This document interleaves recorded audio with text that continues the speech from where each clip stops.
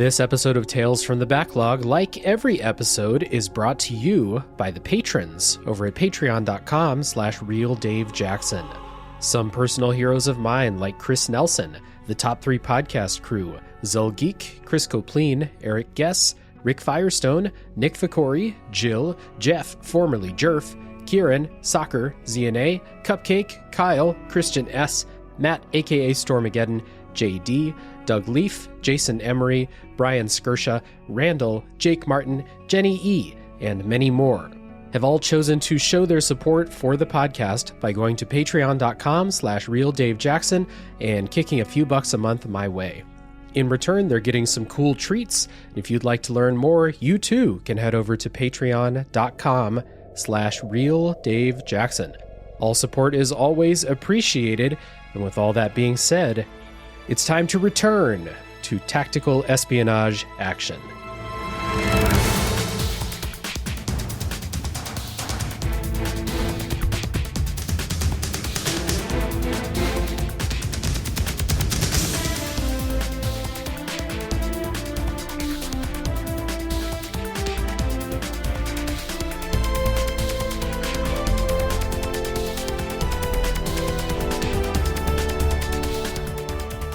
Hello everybody, my name is Dave Jackson, and you're listening to Tales from the Backlog.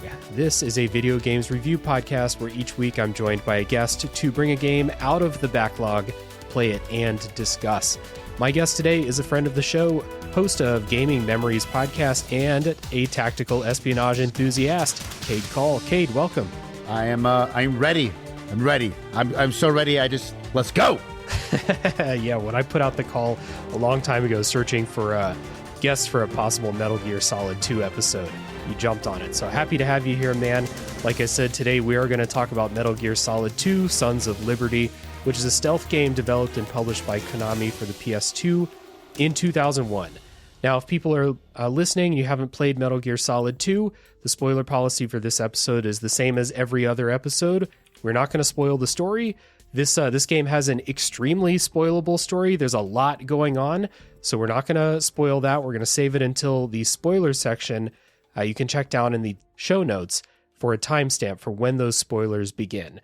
Cade and I have prepared some elevator pitches for Metal Gear Solid 2, just to whet the appetite, as it were. I wrote down that Metal Gear Solid 2 is Kojima's bait and switch, and switch, and switch, and switch, and switch to infinity. Cade, what would you say?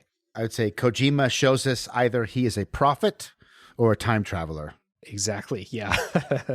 I played this to get ready for the show. This was my first time playing it. I played it emulated on my Steam Deck because I wanted to have those codec conversations with Otacon laying in bed before I go to sleep at night. Just tuck me in real nice. It took me about 15 hours to beat. And that includes, I played a little bit of like the extra Snake stories. I didn't do all of them. I kind of just tooled around in them a little bit, but about 15 hours to beat. Does that sound right to you? Yeah. All right, fair enough. So let's begin, like we always do, with our histories with the Metal Gear series, our histories with Kojima as a creator, and then, of course, this specific game, Metal Gear Solid 2. So, Cade, I'll kick to you first. What's your history with Metal Gear? What's your history with Kojima? And specifically this game, did you play it right when it came out? Absolutely played it when I came out. And the hype for this game was just fever pitched. Gaming Society was, we can't talk about spoilers. So just, we talked about the switch. Yeah. The fact that Kojima had, can we swear and say stuff on this? Oh, say whatever you want, yeah. The fact that Kojima had the cojones, the fucking balls to do the switches that he did in this game when the pressure was so high and the hype was so high. I think it was the first time that Kojima showed us he was more than just a great game dev, but he was different, for better or worse, depending on your opinions on Kojima. We could go on about that, but Metal Gear Solid 1 just seemingly came out of nowhere, took the world by storm, and the hype for 2 was out of control. I mean, I was consuming every EGM, PSM, GamePro, Game Informer, and there's right. The internet, I don't even know if I had like regular access to the internet at that time, 2001. So I would have been 17. So I don't even know if we had internet by then, maybe, but it was like on a dial-up at my dad's house or like something. I think I had a Dreamcast, but anyway, I consumed everything I could possibly consume about that game. And then the game came out. Man, we'll get into it, but the game came out. Yeah, we'll definitely get into that, and like the fact that you're not playing as Solid Snake the whole time is common knowledge at this point. We can say that. We can say that. But yeah, so we'll get into that for sure, because I have a different perspective on that than you do, for sure. This is my first time playing Metal Gear Solid 2, and as I said on the Metal Gear Solid 1 episode, which was last year, it was episode 61. Shout out to Mick Arcade, the guest on that. I played Metal Gear Solid 1 for the first time last year. Before that, my history with Metal Gear was I played Ghost Babel on the Game Boy Color when I was a kid. I played that. Random. Yeah. Super random entrance into the series. That's exactly. Well, it gets more random. So I never beat that. I had no fucking idea what was going on in the story. I was like 11 years old or something. And then after that, my first Metal Gear game after that was Rising Revengeance, which is one of my favorite games ever. So interesting. Double random entries into this series. Metal Gear Rising's episode 84 of Tales from the Backlog. Shout out to Jacob McCord for joining me on that one. I played that game several times now. I love it. Also interesting because that's also Raiden. That was my introduction to Raiden was that game. So my first time playing Metal Gear Solid 2, and to just kind of set up some quick opening thoughts about it here at the top, I really like how the gameplay was improved in Metal Gear Solid 2 from the first Metal Gear Solid. Big improvement there. A lot more fun to play, better as a stealth game. The story took some time to get going, but like, you know how some stories, whatever media, games, movies, whatever, some stories are real slow and then they go 0 to 100 in a hurry. Metal Gear Solid 2 goes from 0 to like 100,000 right in like the snap of a finger, including like just a wild philosophy and exposition dump. One of the wildest, longest ones I've ever encountered in a game. So like that kind of took me by surprise, and we'll talk about that in the spoiler section. But I think when you stand back and think about what this game is doing, what Kojima is trying to say in this game, I think that number one, this game is good. Number two, it doesn't deserve the bad rap it gets as far as Metal Gear Solid games go. And number three, I'm of the opinion that Kojima thinks he's profound a lot of times, but he's often not. But I think a lot of stuff in this game is actually quite good from that perspective. What would you say as just some quick opening thoughts before we dive in? Okay, so we did talk about the writing thing, so we can talk about this. The fact that, right, so Kojima, when you're someone who's really outside of the box, not every swing is going to be a home run. But the fact that you go for the swings. I didn't think Death Stranding was a home run. I thought the art direction and the story was probably his best work, but I thought the idea that he wanted to like, I'm going to make a walking simulator and like actually go for it. I'm the total opposite. The walking was my favorite part of that game. Yes. I fucking loved it. And the thing is, a lot of people did. Like that's one of the things about Kojima is like, even I'm a huge fan. I mean, right? Yeah. My whole podcast, I joke about Kojima being a deity, and he's like the sun, like in the gaming godhead. Like I'm a massive Kojima fan. Yeah. Death Stranding didn't get me, but you know what I did do on Death Stranding? I watched the entire game in cutscenes on YouTube because it was fucking awesome. I just didn't want to do the walking part, right? But the fact that like he went for it. I mean, think about the pitch. Hey guys, I just left Konami in this big fiasco. Sony's like, we'll bring you on, whatever budget you want. Like we'll be your daddy. All right, I'm gonna make a walking simulator. Like just the balls on that guy, and goes back to Metal Gear Solid 2. After Metal Gear Solid 1 was this mega hit, it solidified this PlayStation brand. It skyrocketed PlayStation. It became one of the best-selling games of PS1 of all time to this day. Cult classic. Everyone wants to be Solid Snake. Dude comes out of the gate. It's like, yeah, nope. And then he has the balls to tease you for the first... Because what you don't remember, they put out a demo. And I think I rented whatever game it was that the demo came out with. I rented the game for the demo, not the game, right? So you play the whole demo, you go through the tanker, sweet, I'm Snake, the graphics are better, game plays, everything's better. I am so pumped for this. Then you get the game, You play the demo, like, I've already been here. And then you finally get past the demo. You're like, yes, I'm like into the new shit, the real game. Fucking Raiden pops out. And you're like, and you're so confused because the idea that someone would do this to you is not even like, it's never been done in gaming. Right. Like, it took me hours to realize, like, oh, like, this is who I'm going to, this isn't just like a cutscene, a story, an offshoot. Like, this is the game.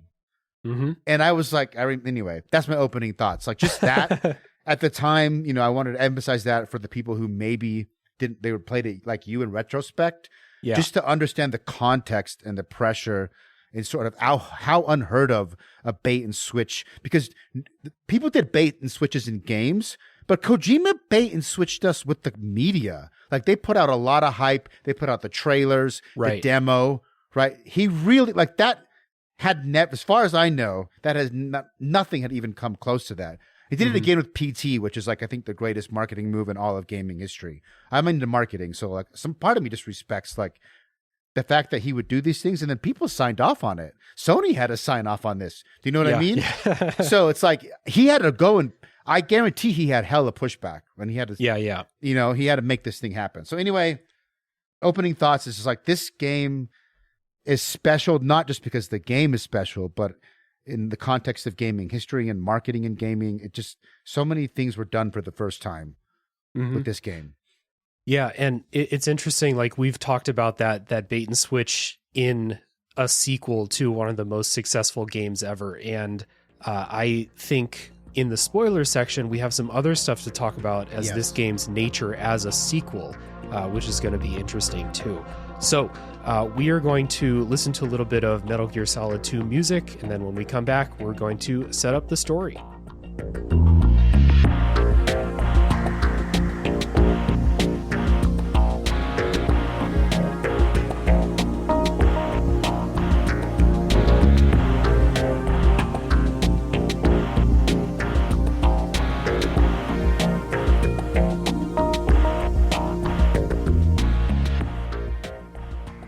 In Metal Gear Solid 2, as we kind of set up in that opening section there, you begin the game as series protagonist Solid Snake. The game opens with a long cutscene of Snake doing some tactical espionage shit, like bungee jumping from the George Washington Bridge while he's invisible, gonna infiltrate this tanker that's in the Hudson River. His mission is to find evidence of a new model of Metal Gear, that's on board. And for those who don't know, if you're new to the series, a Metal Gear is a mech capable of launching nuclear missiles. And that was the subject of all the previous games in the series, is finding these Metal Gears. Now, we're going to yada through that because I don't want to say what happens in that part right now. We'll talk about that in the spoiler section. But fairly soon, like that opening section's maybe an hour or so. It's not very long. Then, yada. Can I cut you off real quick? Yeah. I wanted to notate in that opening section, the scene when you get to the hangar where you see Ray for the first time, Metal Gear Ray, and you have all the soldiers lined up. Yeah. I just want to say, because again, Kojima and Metal Gear games are also, at least with Metal Gear Solid 1, developed a reputation of we push the graphics and the hardware limits of whatever console we're on. And when Metal Gear Solid 2 came out, the graphics were already mind-blowing. And then when you get in that scene with the lighting and you see that many models on screen, like back in that doesn't look like anything special now. Right, but this is the PS2. This is the PS2. I remember going to that room and being like, this can't be real. There's no way. This is not a cutscene. I can play this. I can actually, all these guys. And I remember I went through, like reloaded the game over and over again and went through and hit each soldier to like, are these all actual NPCs or some of them like cutouts and they're not, you know, they won't react. There's no AI. And it was like every single soldier was like a functioning NPC. Nice. Anyway, I just thought that was super cool. Yeah, super cool. Also, well, we'll see how we feel about this. After this section on the tanker with Snake comes this bait and switch that we talked about. So you have a new character who's swimming up to this new mission, and the new character's kind of talking on the radio and stuff. They take off their like diving mask, and you see that it's not Snake, it's Raiden, who again was the protagonist of Metal Gear Rising: Revengeance. But this is where Raiden was introduced into the series. So we kind of touched on this before, but since you played this back in the day and you were on that hype train when this game came out, I'm sure that this blindsided the shit out of you, but how did you feel about it? As I mentioned a little bit earlier, sorry for jumping ahead. I knew this was going to happen. I just get too excited. It's all right. This is going to sound maybe over dramatic, but I'm being genuine. It reminded me a little bit of the experiences I've had of death, and this is not to like trivialize death, right? But when I was a kid, sometimes it took a while. Like I had a friend die, get hit by a car, grandparents, whatever, and it always took me like weeks or months for it to kind of like settle in, like realize that it's real. You're sort of in shock, right? Not to say, again, I was young in life, didn't have life experience, so to me, I experienced a similar pattern where like it took a few hours for me to really digest, like, this is what happened. Like you didn't get the game you thought you were going to get. Right. Like Homeboy, I was kind of angry. Like because I didn't like him. He's not as cool as Snake. Now in hindsight, after the game had been out for a long, long time, I'm actually a massive fan of the game now. And I think he did the right thing in the grand scheme of what Kojima is trying to do. Yeah. But none of us really knew what kind of creator and how out there Kojima was at the time. We didn't understand. Like, he wasn't Kojima like he is now. It was like, he made one fucking awesome game. The guy seems awesome. Like, he hadn't developed this reputation and this body of work. And so I was not a fan at first, but the graphics were so good and the gameplay was cool and I was invested. I mean, it wasn't like I had a hard time beating the game.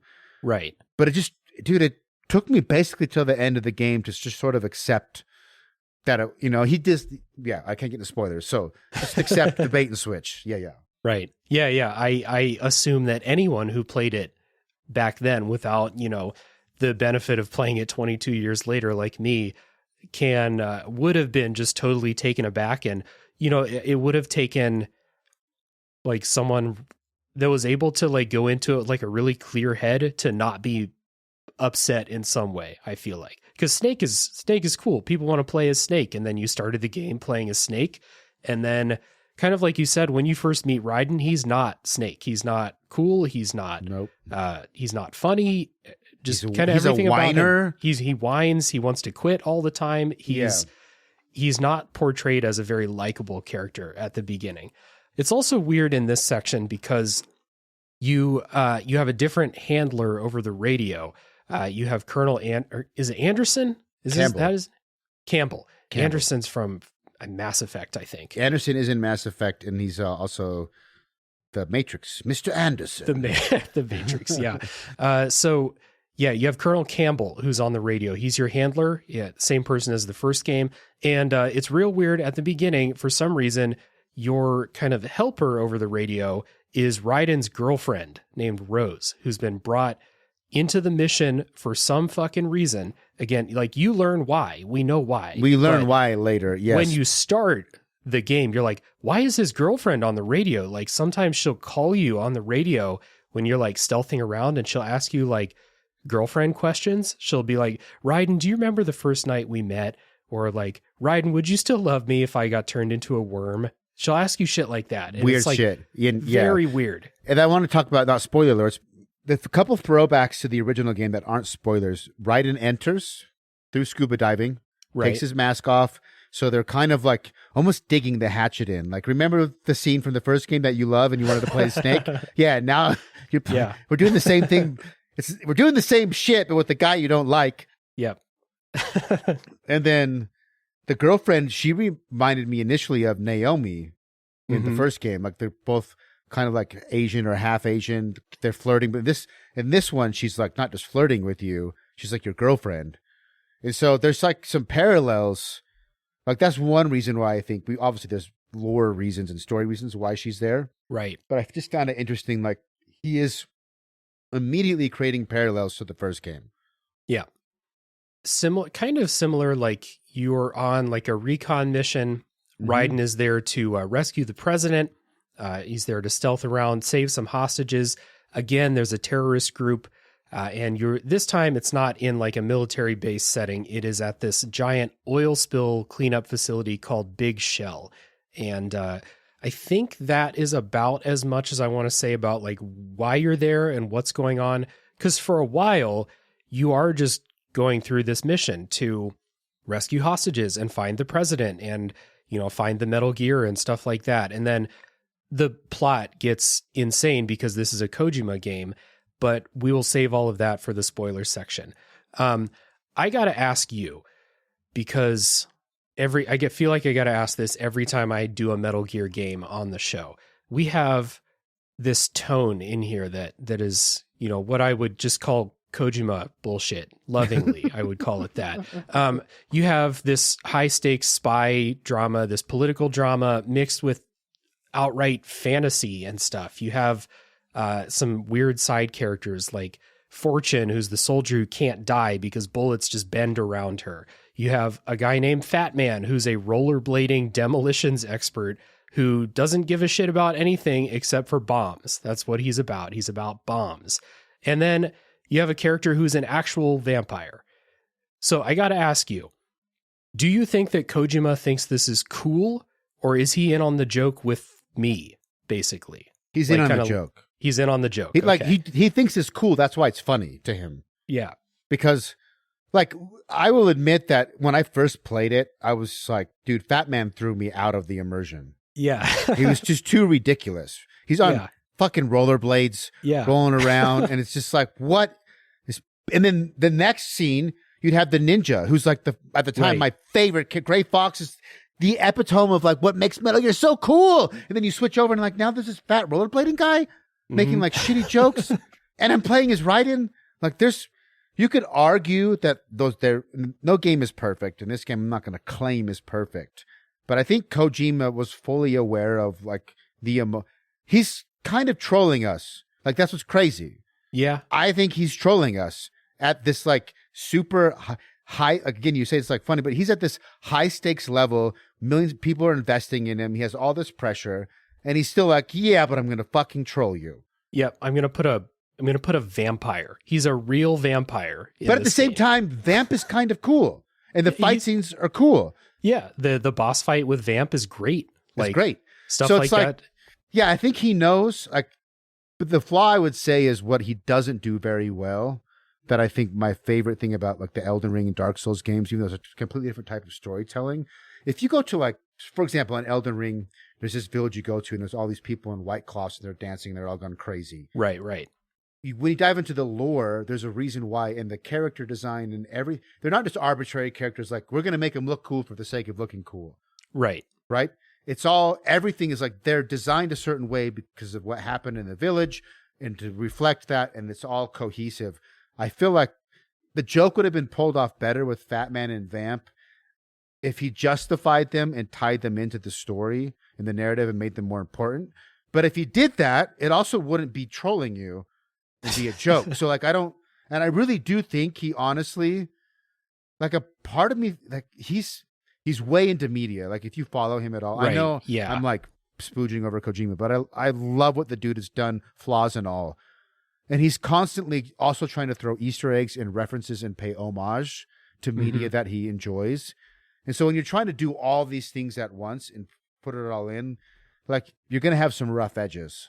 Yeah. And Fat Man is definitely a rough edge in my opinion, but also hearing you talk about it, we start laughing, right? Yeah. Now in hindsight, we're laughing about it. We're having a good time. We're having positive emotions. So who's to say that wasn't a success, even as ridiculous and as much as I didn't like it when I first played it. Right. 30 years later, I'm talking about it, nerding out about it, laughing about it. Do you know what I mean? So it's like, how do you measure that success? Yeah.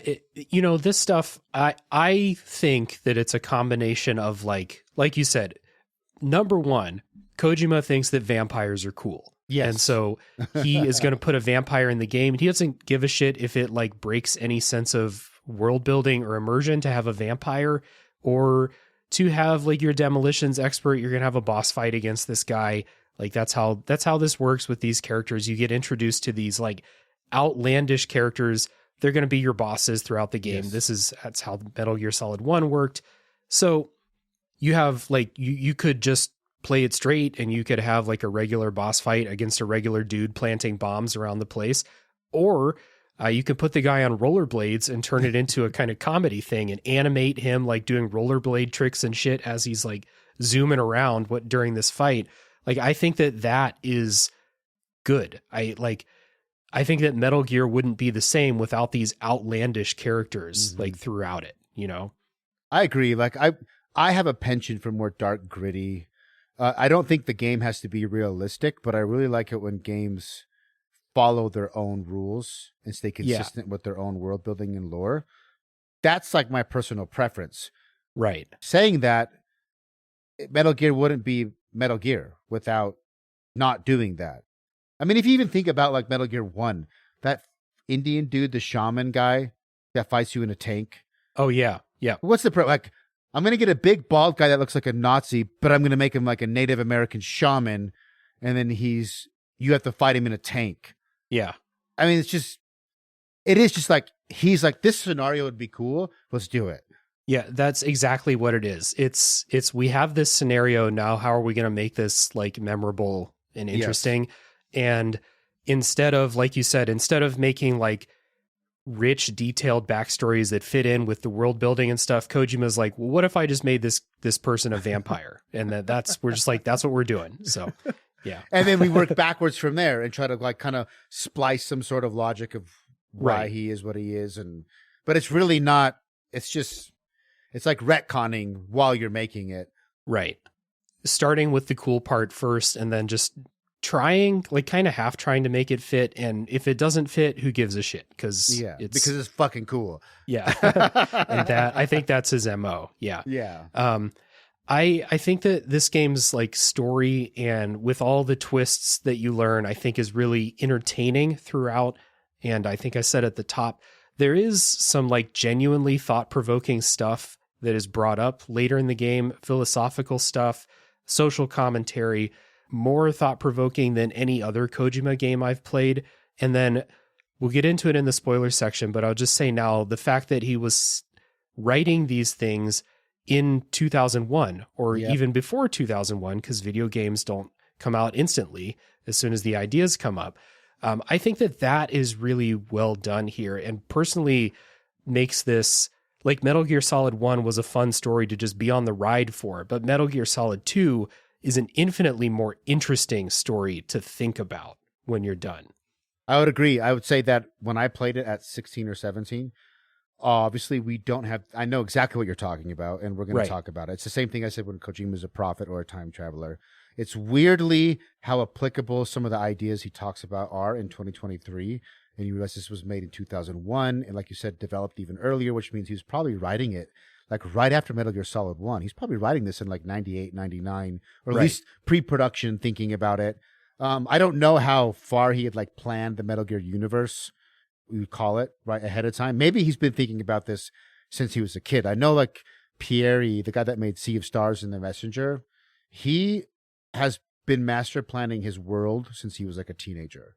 Yeah. And they've put out 2 games. So maybe Kojima has a little bit more master planning than we think, but just some, like specifically the very end of this game and how it ties into now. As a kid, I didn't understand. I was just confused. Yeah.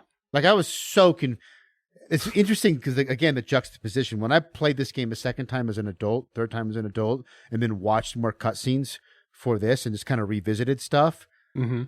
Actually, the last week, I pretty much watched the whole game.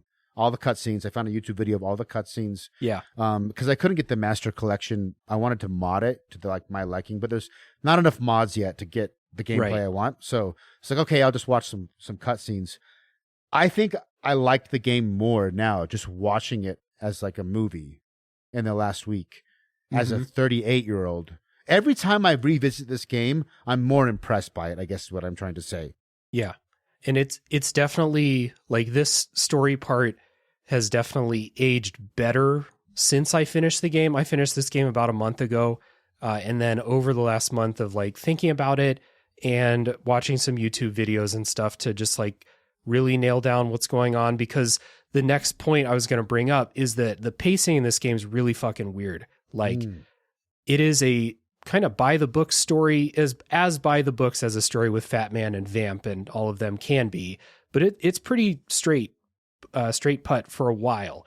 And then there's an 11th hour like barrage of plot twists and philosophy dump and stuff like that all at once.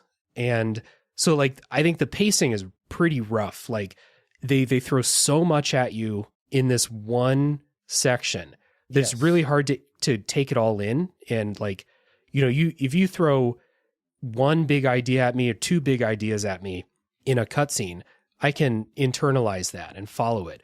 But this throws like 25 fucking things at me, and there's a lot that's just not going to stick, even though, again, I think a lot of that content is quite good.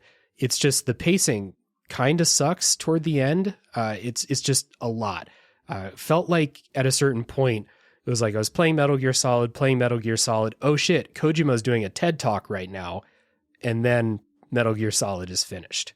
I would say that this is one of the points that I would agree is objectively a flaw with the game. I think some of the things we talked about depends on your interpretation. I may have not liked it as a 17-year-old. I love it now. Who's to say what was right and wrong? I think the pacing issue is objectively wrong. Even as an adult, with it, like, it's still hard to follow. I have to have the aid of YouTube videos. Like I probably watched some of the same videos over the years. This scene had a video come out like 8 years ago called The Most Profound Moment in Gaming History. And then people I watched that video today. Goddamn. Yeah. So that video came out a while ago and it like was huge, right? And then people have been revisiting that video and adding more commentary and reacting to that video for years. And then there's been people who've been breaking down that video as their own video. Like that video breaks down the game, and then people break down that video, and there's like this. So I think there's a lot of good meat on them bones, but they're all thrown at you at the end, and especially at the time when the video games weren't as ubiquitous with like adults back in 2001. Most of the people playing that game were between the ages 12 to 21. Okay. And you're just going to dump all this shit on them. Good shit. Good shit. At the 11th hour, like, it went so far over my head that I couldn't even begin to appreciate it. Like, now you could argue, well, your audience is too... No, it's like a comedian saying, well, I'm not funny because you guys don't get it. Right. No, you have to present it in a way that makes us laugh, dumbass. So I would say that Kojima, again, like when you try to do the things that he does, some of the things are going to be rough around the edges. I praise him for going for it, for taking the swing. And largely it was a home run. The game is still super famous for a reason. It's a cult classic. Overall, it was a success. But this particular issue is like objectively a bad design flaw in the game. Yeah. And I think that we can put a pin in the story for now until we get to the spoiler section where we are going to, like you said, there's a lot of meat on that bone, so we want to get to it. So we will just kind of continue on with this, like, I guess, tone and presentation that this game sets up and talk about how this game looks and the presentation of it all. Graphically, I played this on Steam Deck, so it didn't have the problem of like playing a PS2 game on like a high resolution screen or something like that. Perfect Steam Deck game. I loved it there's a lot of conversations that you listen to in these games in the codec. So laying in bed, listening to codec conversations, that rules. But looks pretty good.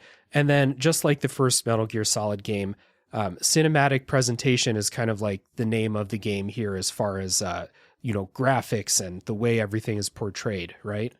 Yeah, the art direction is amazing. Still holds up today. I'm glad you got to play it on a modern screen at a modern resolution. Because I know this is a side note, but I got to bitch about it. I'm like, almost every video I put up, people are like, the original game didn't look that bad. I'm like, that's because you didn't play it on a modern screen. Like, I've had to make... People just have this warped memory. Like, I know you didn't play this game originally. Right. But if you try to play Metal Gear Solid 2 right now on an original PS2 on, like, a new LCD or OLED screen... Right, yeah. At a 4K screen, like, you're fucked. It's going to look unintelligible. I mean, some people love... Like, the pixels look good for pixel art games. But not these type of games, in my opinion. Mm-hmm. So I'm glad you had that experience. It does sound like a perfect Steam Deck game. I think the graphics and art direction are... The way sometimes I test it is like, if I take a game and I emulate it and I run it at 4K or 5K and it just natively out of the box still holds up well, because sometimes when you up-res something, it can bring out flaws, right? Oh, And then yeah. sometimes it looks even better. And I think Metal Gear Solid 2 looks amazing. Yeah. I mean, the graphics are awesome. The sound design is awesome. You could, the writing is wordy, but like you talk about the voice acting, especially for the time, solid. Mm-hmm. Cutscenes, again, at the Metal Gear Solid 1 had come out and a few games had started copying them, but at the time, nobody did cinematic cutscenes like Kojima. He was pretty much the only one. And 30 years later, I think, again, I have nostalgia for it, but I watched a video of someone playing the PS5 Master Collection. Mm-hmm. It is, I mean, this is not Kojima's fault, but that's a bare bones remaster. Yeah, I mean, I've they heard. suck. They're like, it's so bad, it makes me so angry. But there'll be enough mods. But even just native with his bare bones, and it's just so many issues I don't want to get into. I could go on for hours about how bullshit that remaster is. That taken all into context, I'm watching these cutscenes and like, you know what? It still looks really good. Mm-hmm. It still looks really good. The presentation, Kojima's always had, like, again, going back to what he thinks is cool. Kojima also thinks graphics are cool. Yeah. He's not going to put a game out if it doesn't look cool. Yeah, this was a big step up, I think, especially, well, Metal Gear Solid 1 was on the previous console, but like, characters have faces in this game. Yeah. And, so I played it emulated, but I don't really fuck with emulator settings, especially when I'm playing on Steam Deck because it's a low resolution screen by comparison anyway. So it looked pretty good. And everyone has Snake has a face that you can see and see what his face looks like. Raiden looks similar to the Raiden that I know from much later in the timeline from Metal Gear Rising. That stuff looked pretty good. I thought, when we talk about cutscenes, this game has two kinds of cutscenes. It has the codec conversations where it's just two character portraits and then you read and listen to what they say to one another. But this game also has some kick-ass animated rendered cutscenes with the character models and stuff like that. There's a lot of cool shit. Again, I think that's what Kojima wants you to take away. You mentioned voice acting. I want to shout out some voice actors here. David Hayter plays Snake. Quentin Flynn plays Raiden. And then Patrick Zimmerman plays Revolver Ocelot, who, if you're not familiar with the character, his name is Revolver Ocelot. He's a cowboy in this kind of futuristic military setting. He's just a fucking cowboy. He can bounce bullets off of walls and stuff. But really iconic voice acting for all of them. And this plays into this kind of tone we talked about earlier where everything is really over the top. All these characters feel like they're 100% bought into their characters, no matter how ridiculous they are, whether it's Vamp or Fat Man or Revolver Ocelot. And a surprise Jennifer Hale in this game too, as a girl named Emma. I don't follow I know who David Hayter is. He's like a legend now, but I'm not super well versed. Who's Jennifer Hale? Oh, What Jennifer else does she Hale, do? one of the top voice actresses right now, in 2023. But this was 2001, so best known for probably as playing Shepard, the female Shepard in Mass Effect. Ooh. Other credits like Star Wars Knights of the Old Republic, past episode on the show here, Baldur's Gate, BioShock Infinite, a lot of stuff. So she's an all-star. Oh, She's a yeah, rock star. absolutely. Yeah. Damn.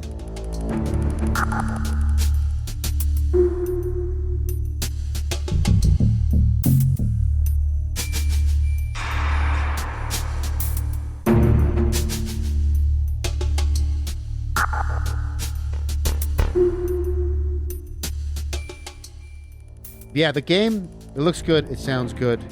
I would argue it still plays good. Again, I have a little bit of nostalgia blinders, and I'm used to that. You're playing your whole podcast is booked on the backlog, so you're constantly playing older games. So I would guess you have thick skin when it comes to maybe archaic gameplay mechanics. Did it feel clunky to you? I'm playing games from the backlog, but that doesn't necessarily mean they're old. I think the sweet spot for this podcast is games that came out in 2017 or something like that. Okay. So I'm not a retro gaming podcast, but I do play, some older stuff, and I criticize the gameplay in Metal Gear Solid 1 for just being real simple. I didn't think it was very good as a stealth game. It basically turns into what that game turned into was you cannot get seen, because if you get seen, it's over for you. It is over. In the first game. So it just turned into like, well, I'm going to look at the radar that shows my position and the enemies and their vision cones. And again, quoting Watch Out for Fireballs podcast, they called it the world's worst game of Pac-Man. And it kind of felt that way in the first game. Just kind of, I'm not looking at Snake. I'm navigating just by the radar. It's a lot better in Metal Gear Solid 2, like across the board improvements in how it feels to shoot the guns, how it feels to do stealth takedowns. Like I'm not accidentally cartwheel kicking people anymore when I'm trying to do stealth takedowns. The menu system in that game, I remember, was very hard. Like using the triggers to open the menu, then sliding back and forth. Mm-hmm. Even at the time, like the menu system was like, I get it. He wanted it to be quicker, but it was just, to this day, there's certain things about the control scheme in Metal Gear. Again, I love the game, love Kojima, but it's clunky. I think even Metal Gear 2 and 3 are clunky. Even Guns of the Patriot was a little better, but I don't think until Phantom Pain.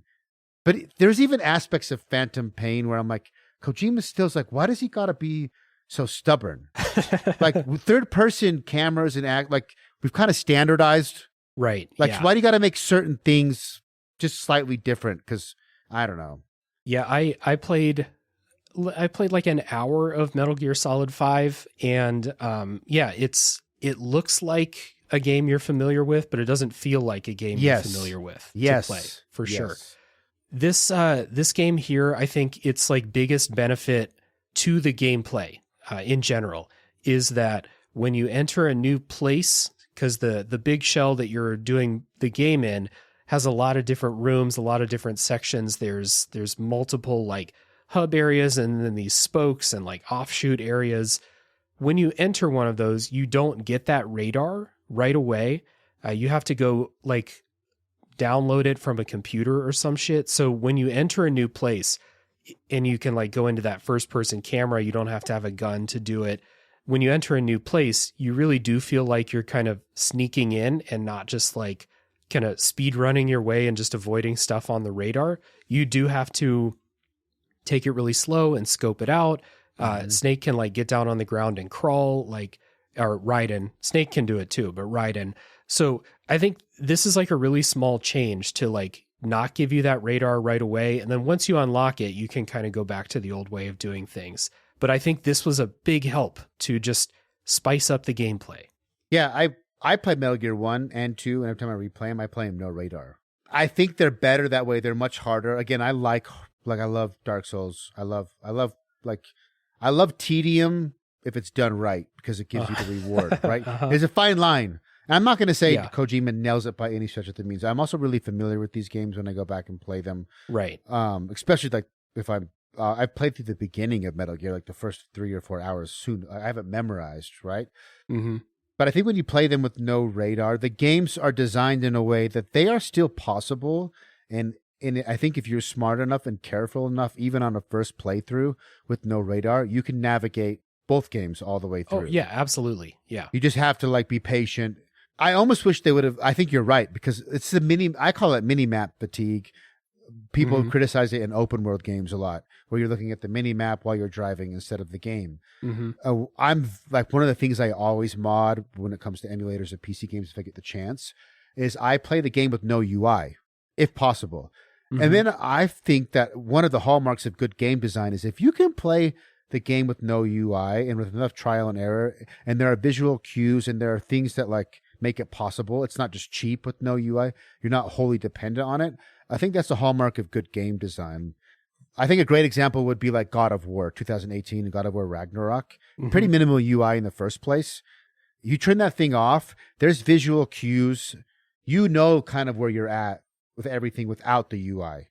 Metal Gear 2 is not that good, but like you said, because they knew they were designing the game where each section you wouldn't have a radar. Yeah. I don't know if they consciously had that in mind when they designed Metal Gear Solid 1. I think you just memorize the game and it's more simple and the AI is more simple, so you can kind of brute force it with no radar. But I think Metal Gear Solid 2, they're like, this is a stealth game. And you have to be able to actually sneak through, use all your tools, all your gadgets, everything that Kojima thinks is cool, and actually be a spy and get through without the radar, because we're going to force you to not have the radar in each section. And I agree with you. That's like, you're forcing people to actually understand the mechanics of the game. You're not saying you have to play the whole game like this, because maybe not everybody wants to go through that tedium, right? Right. But you're going to force them for a section, like you're going to understand how the game works. You're going to have to actually have a certain level of skill to get the reward of progressing. Right. And it's interesting because you had a lot of tools, I felt like, in the first game for stealth and like ways that you can interact with the environment that I wouldn't have expected from a stealth game that old. And this game just kind of like gives you a little bit more of that. Like you have the classic stuff, like you can hide in a cardboard box and stuff like that. But you can also, like, for example, if you sneak up on an enemy, you can choke them out, choke them unconscious. You can snap their neck and kill them. You can pick up bodies and drag them. Or you can just point your gun at an enemy and they'll put their hands up, and then you can tranquilize them, or you can choke them out. Or like in some cases, you might need them to use a keypad for you or something like that. And stuff like that really like spices up the gameplay. Again, totally possible to play Metal Gear Solid 1 without just staring at that radar screen or radar like mini map the whole time. But like, I feel like basically everyone defaults to doing that at some point. If it's there, you can't help it. If it's there, yeah, you can't help it. It's there. It's easy. It's more efficient. So I'm going to do it. And this game is like, okay, no, you're going to play this like an actual stealth game. And it's just, it's fun as a stealth game. I agree. I think that's a really good point. I wouldn't have thought of that, but when you brought it up, I remember, because in Big Shell, right, it's this oil tanker. We talked about it a little bit, but it's like basically, is it octagons like on piers that have bridges between them? Yeah, there's like a central one, and then there's either 6 or 8 like outer areas. Ones. Yes. And then there's bridges connecting them all, and then there's 2 of those sections. Yes. And each time you get to like across a bridge, and you get to, not each time, but generally speaking, you cross a bridge, you get to like a new building. Yeah. And so it's like you don't know the area, you don't have it memorized, and you don't have the radar that you're using. And the layouts are different too. Like It's not like it's 8 identical buildings. Exactly. And I think that was a really smart move by him where, okay, yeah, we're going to force you to get good, but not constantly.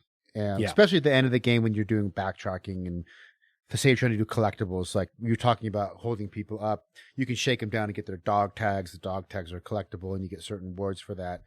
And there is a fair amount of backtracking in the game. And I think that if you never had the radar and it was never an option, I think a lot of people would be like, this is just too annoying.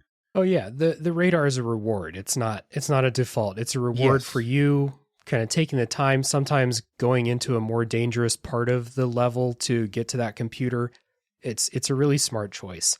The other thing I think that makes this better as a stealth game is that once you get caught, it's not automatically over for you like it was in the first game. Like, soldiers will still get on the radar and sound the alarm, and a bunch of people will come, but you have options now. Like, you can hide in lockers. This is the first game where you could hide in a locker, I think. I don't remember doing that in the first game. Nope. The Twin Snakes remake you can, but not in the... I just remember dying instantly when I got caught in the first game. Yeah. So you can run, you can hide, you can fight. Like if there's just like one guy, you can kind of do like a 3-piece combo and knock him out and run and hide. And then it has that alert system where, you're waiting for the alertness bar to go down, and then soldiers will patrol for a little while after that. And then things go back down to normal. I just felt like you had a lot more possibility once someone did see you in here. And that's kind of like, I'm not the first person to say this, but like stealth games are fun when you're stealthing around, but they should also be fun after you get caught. Like having just a hard game over like Metal Gear Solid 1 is just not, it's no good for the player. It just feels like, okay, we'll try that again. You get to improvise a little bit in this game. I agree. It was really fun. Again, I'm coming from the perspective that when I first played it, it's an older game. Kojima is known for pushing everything. So, and I was messing with every single NPC in the tanker to see if they had AI.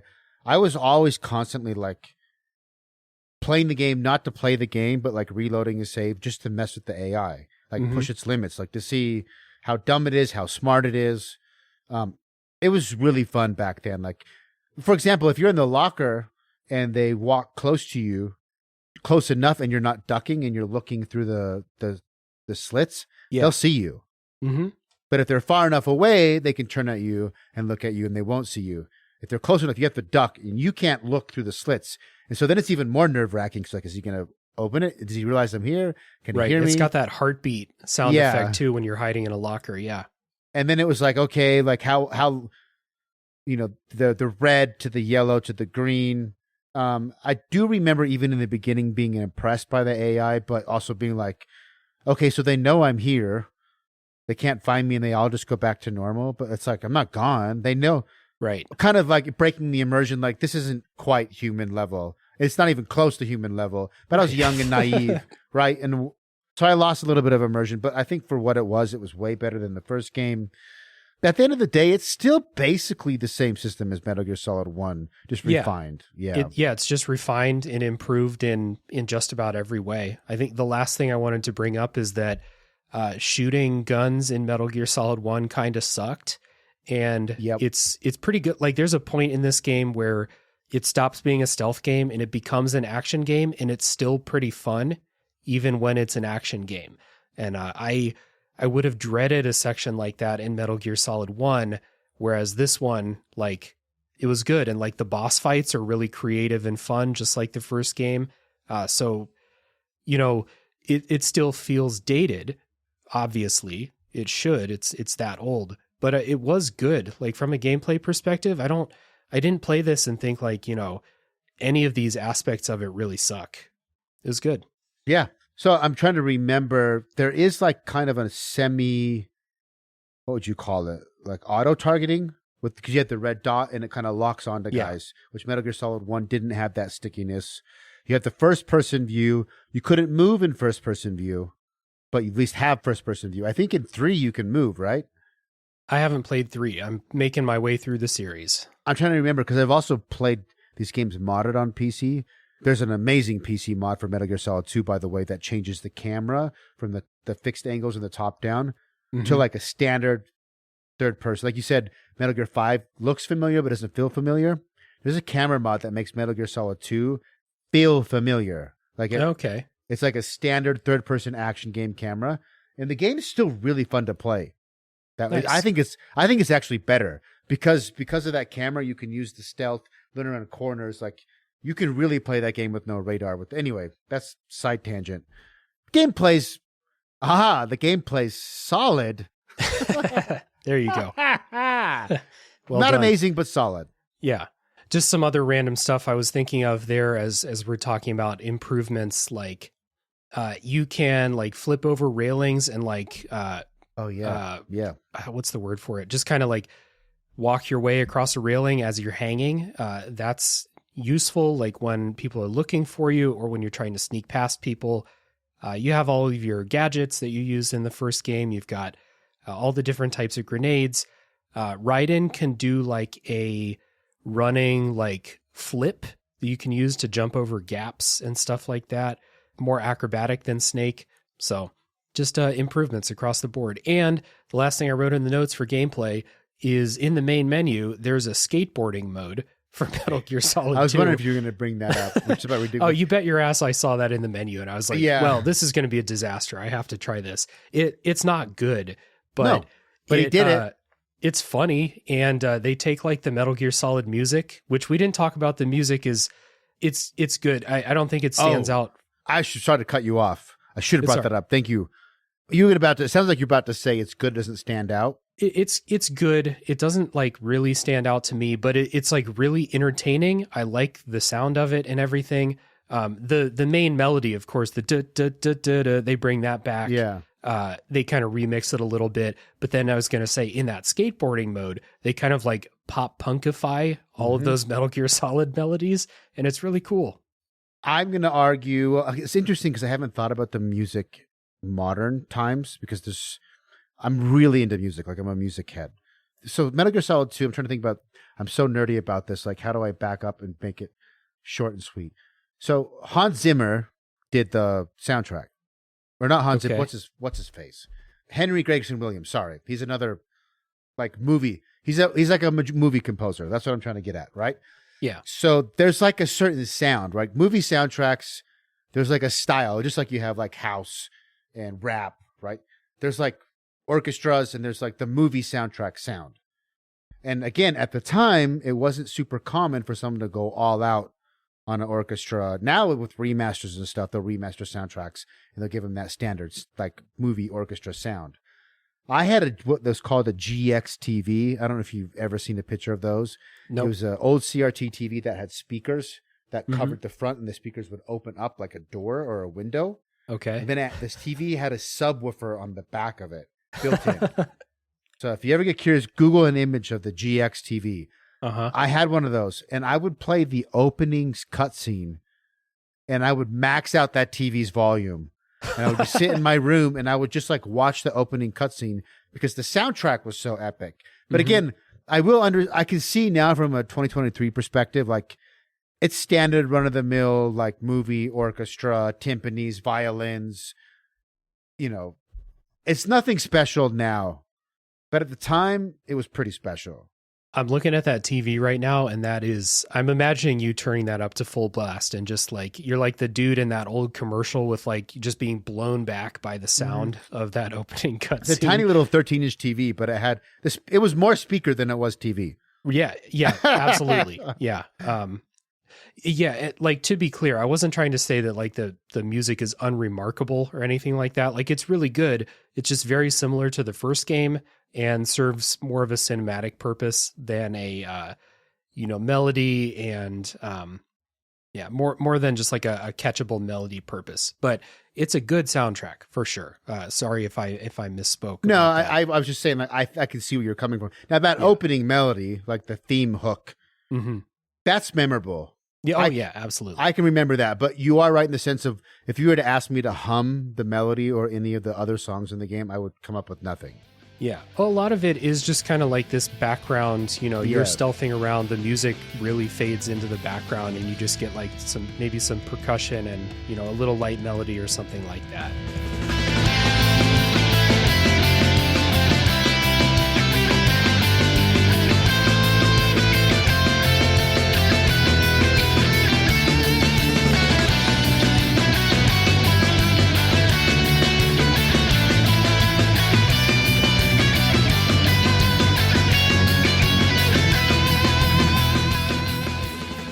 All right, well, let's wrap up this non-spoiler section, and the way we always do this is to just answer the question, Cade, who would you recommend Metal Gear Solid 2 in the year 2024 when this is going to come out? I would say, I know you said you're not a retro game podcast, but I do think you need to have a certain tolerance for archaic game design in general. Yeah, they don't make games like this anymore, yes, for sure. So I think if you're someone like I've been learning on my social media channels and podcasts that like, for example, racing is bigger. I'm like a hardcore gamer, JRPG. Like I'm as nerdy as they get, right? I didn't realize that. Well, and now in 2024, gaming has gotten so big. Everybody's gaming. It was more of a cliche kind of niche counterculture, not popular thing when I was coming up. So if you're like, I play Madden and I play Forza or Gran Turismo and NBA 2K and Smash Bros. And there's nothing wrong with being a casual gamer. Like, game away. I don't give a fuck. As long as you're gaming, more power to you. Yeah. But this is only for like, if you're like a head. I would say you're a gaming head. We use the term head in music, right? There's people who like music, and then there's heads. People who are like actively digging for new tunes till the day they die. They love music, right? You're a gaming head. That's why you do the pod, like a hardcore head. Only hardcore heads are going to do a podcast called Tales from the Backlog, right?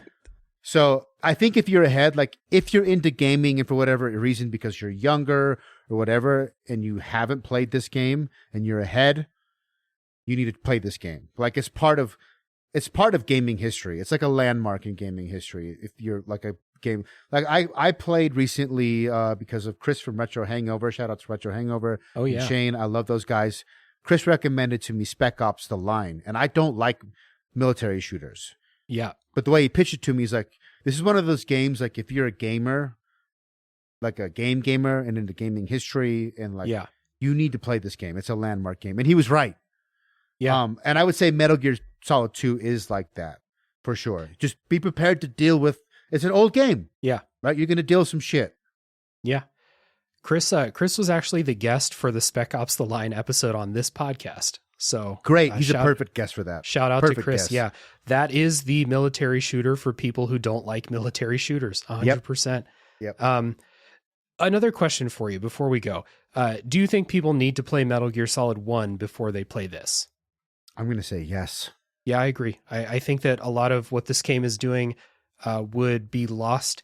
Like, I think a lot of the stuff that we said is good and like profound at times would not be lost. I think you'd still get that. Mm-hmm. But a lot of the stuff that makes this cool as a sequel, and with the characters of Snake and Raiden and stuff, a lot of that would go right over your head if you didn't have familiarity with Metal Gear Solid 1. I agree.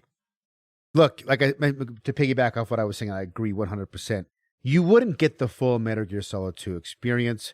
And if you're playing it because based on what we're talking about is, hey, if you're a gamer head, you need to play this game because it's a big part of gaming history. It's really Metal Gear Solid 1 and 2 kind of come together as a package. It's one experience. I think Metal Gear Solid 3, Snake Eater, the whole Metal Gear series, if you really want to get the full experience, Metal Gear Solid series, you got to play them in order. 1, 2, 3, 4, 5. Like that's what I'm doing.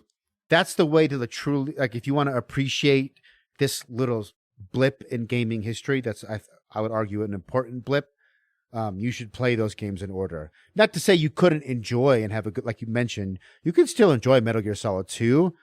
But if you're playing that game in 2024 for the first time, it's because you missed out, right? Yeah. For whatever reason. So if you're going to play for that reason, I would recommend playing through them in order. And you're going to get the roughest game as far as gameplay goes done first. Because it's really hard to play Metal Gear. Like if you play Metal Gear Solid 3 or 4 first and try to go back to 1, you're kind of ruining your experience. It would hurt. Yeah. Yeah.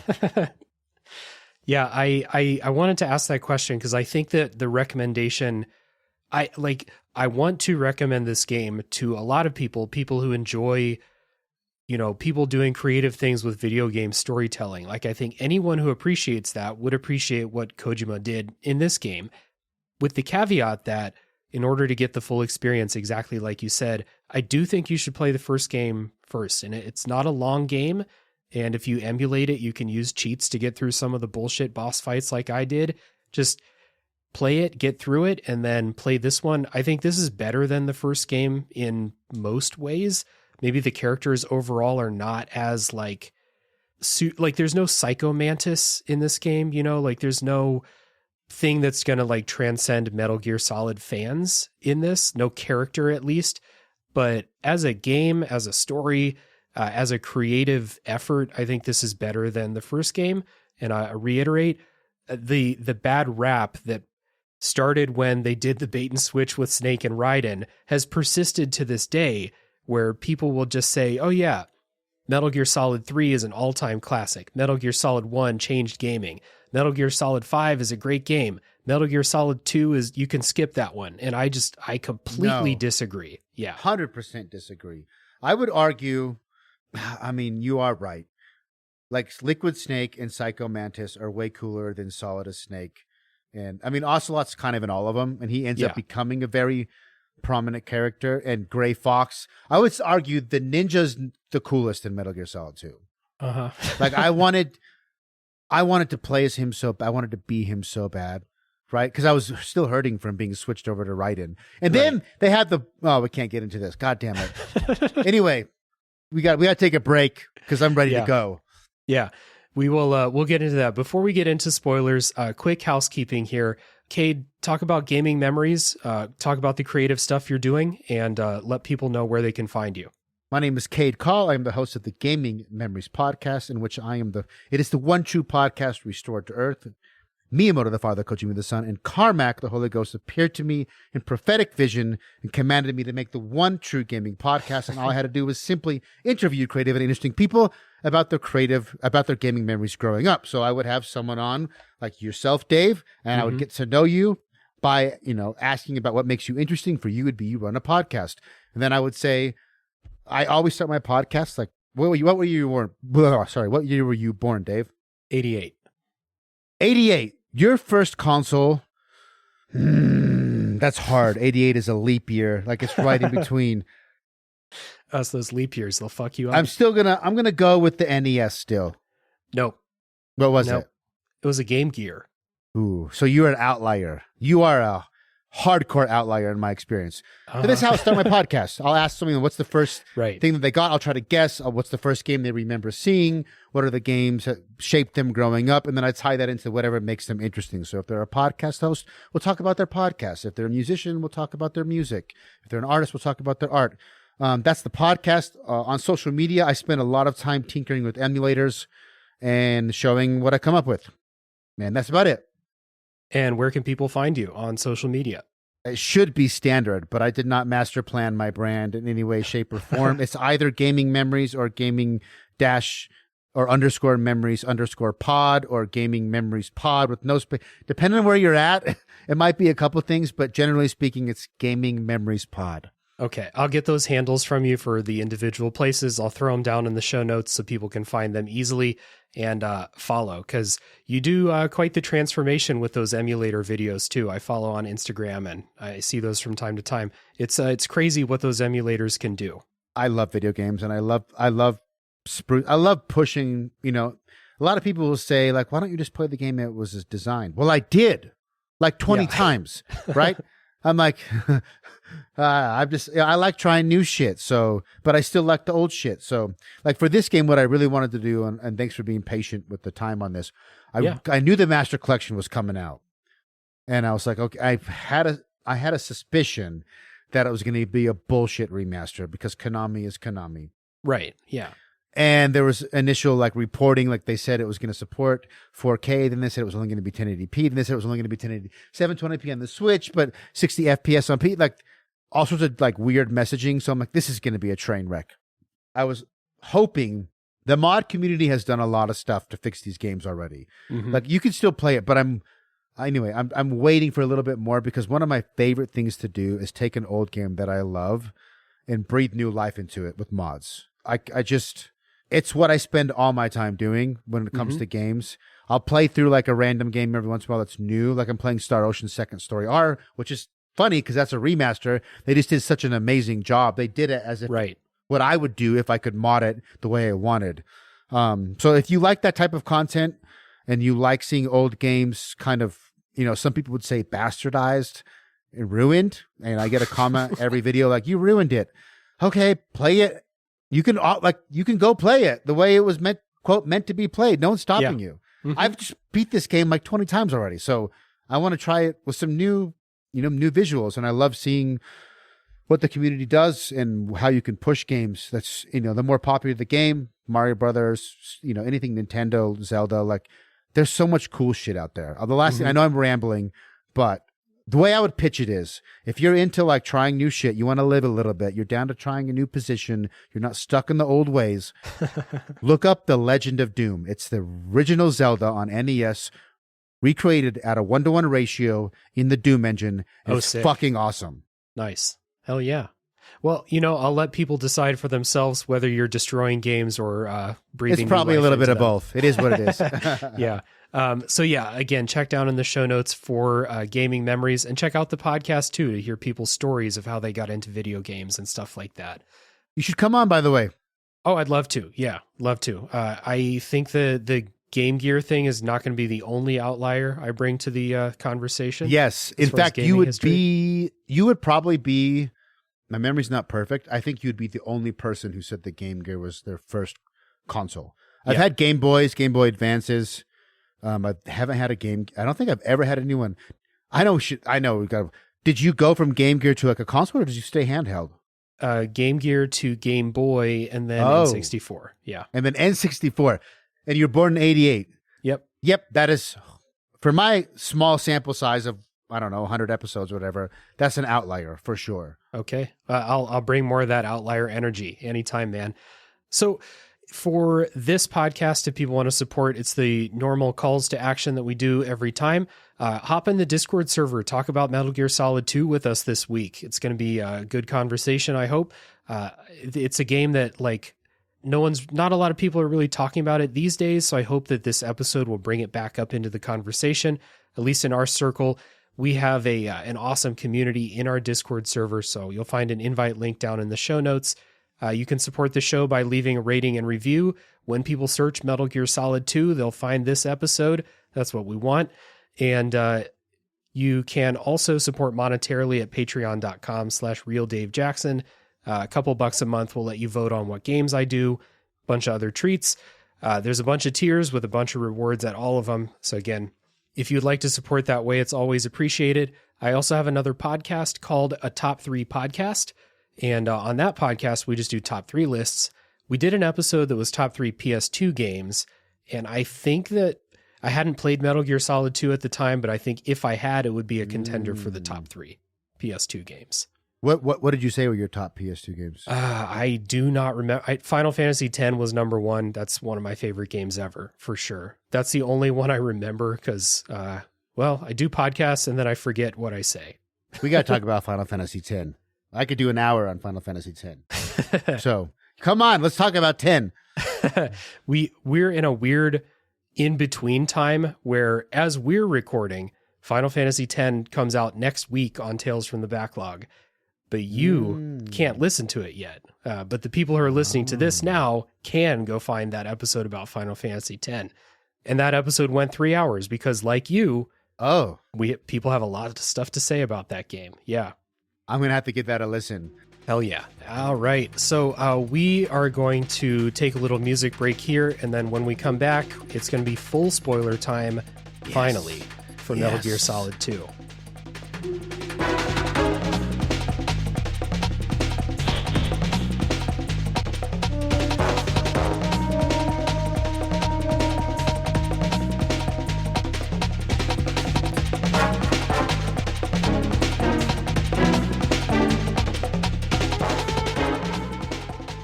Okay, Kate and I are back, and we're talking about Metal Gear Solid 2 full spoilers. If you don't want to be spoiled, go ahead and get out, because we are going to walk semi-chronologically through it, but I'm not going to hold myself to it if I need to say something about what comes up later. So again, get out if you don't want to be spoiled for Metal Gear Solid 2. Go play it. It's good, like we talked about for the first hour plus of the podcast. So that tanker mission with Snake, we'll start there and then we'll get into favorite boss fights and stuff. That tanker mission with Snake basically ends with Snake losing, which was a surprise. Snake is caught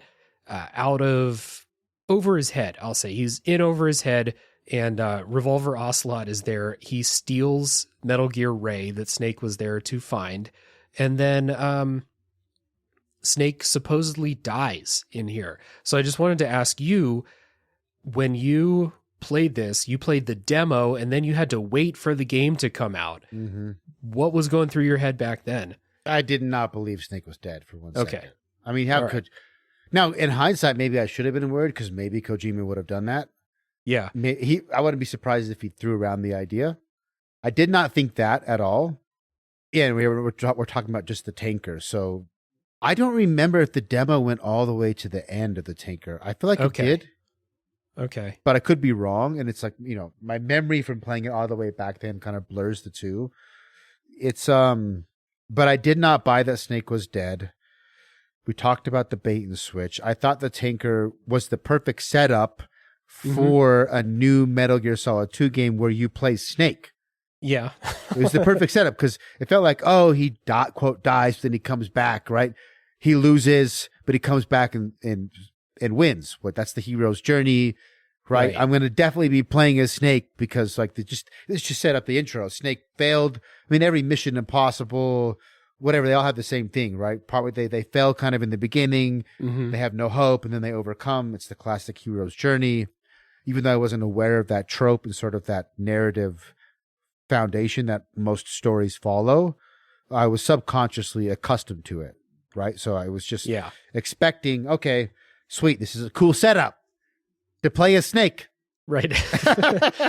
But instead, and we left this out of the non-spoiler section, you play as Raiden, but Snake comes back like pretty quickly into Raiden's section. You meet another person on board who was not accounted for.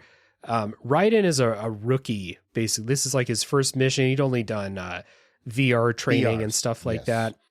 And Snake is not part of the mission plan. He's there, but he has this alias, Iroquois Pliskin.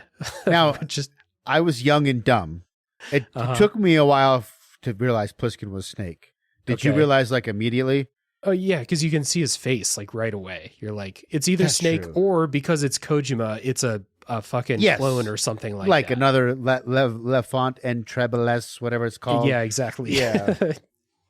So Snake is supposed to have died, and like Raiden, this is one of your first hints, I think, that things are not what they seem, but it's so early in the game that it's not a hint that you're going to really pick up on, that Raiden kind of tells the colonel over the radio, he's like, I met Snake or something like that, or Snake's here or something. Eventually he tells him that. And the colonel's like, no, Snake died on the tanker. He died. It's not possible. Anyway, back to the training, back to the simulation. Keep going on the mission. Yeah. You know, a sign of things to come, but it's so early in the game that you're not going to notice. You could argue that like that's maybe a little heavy-handed foreshadowing, but then it gets so batshit crazy that's like you can't foreshadow that. So no.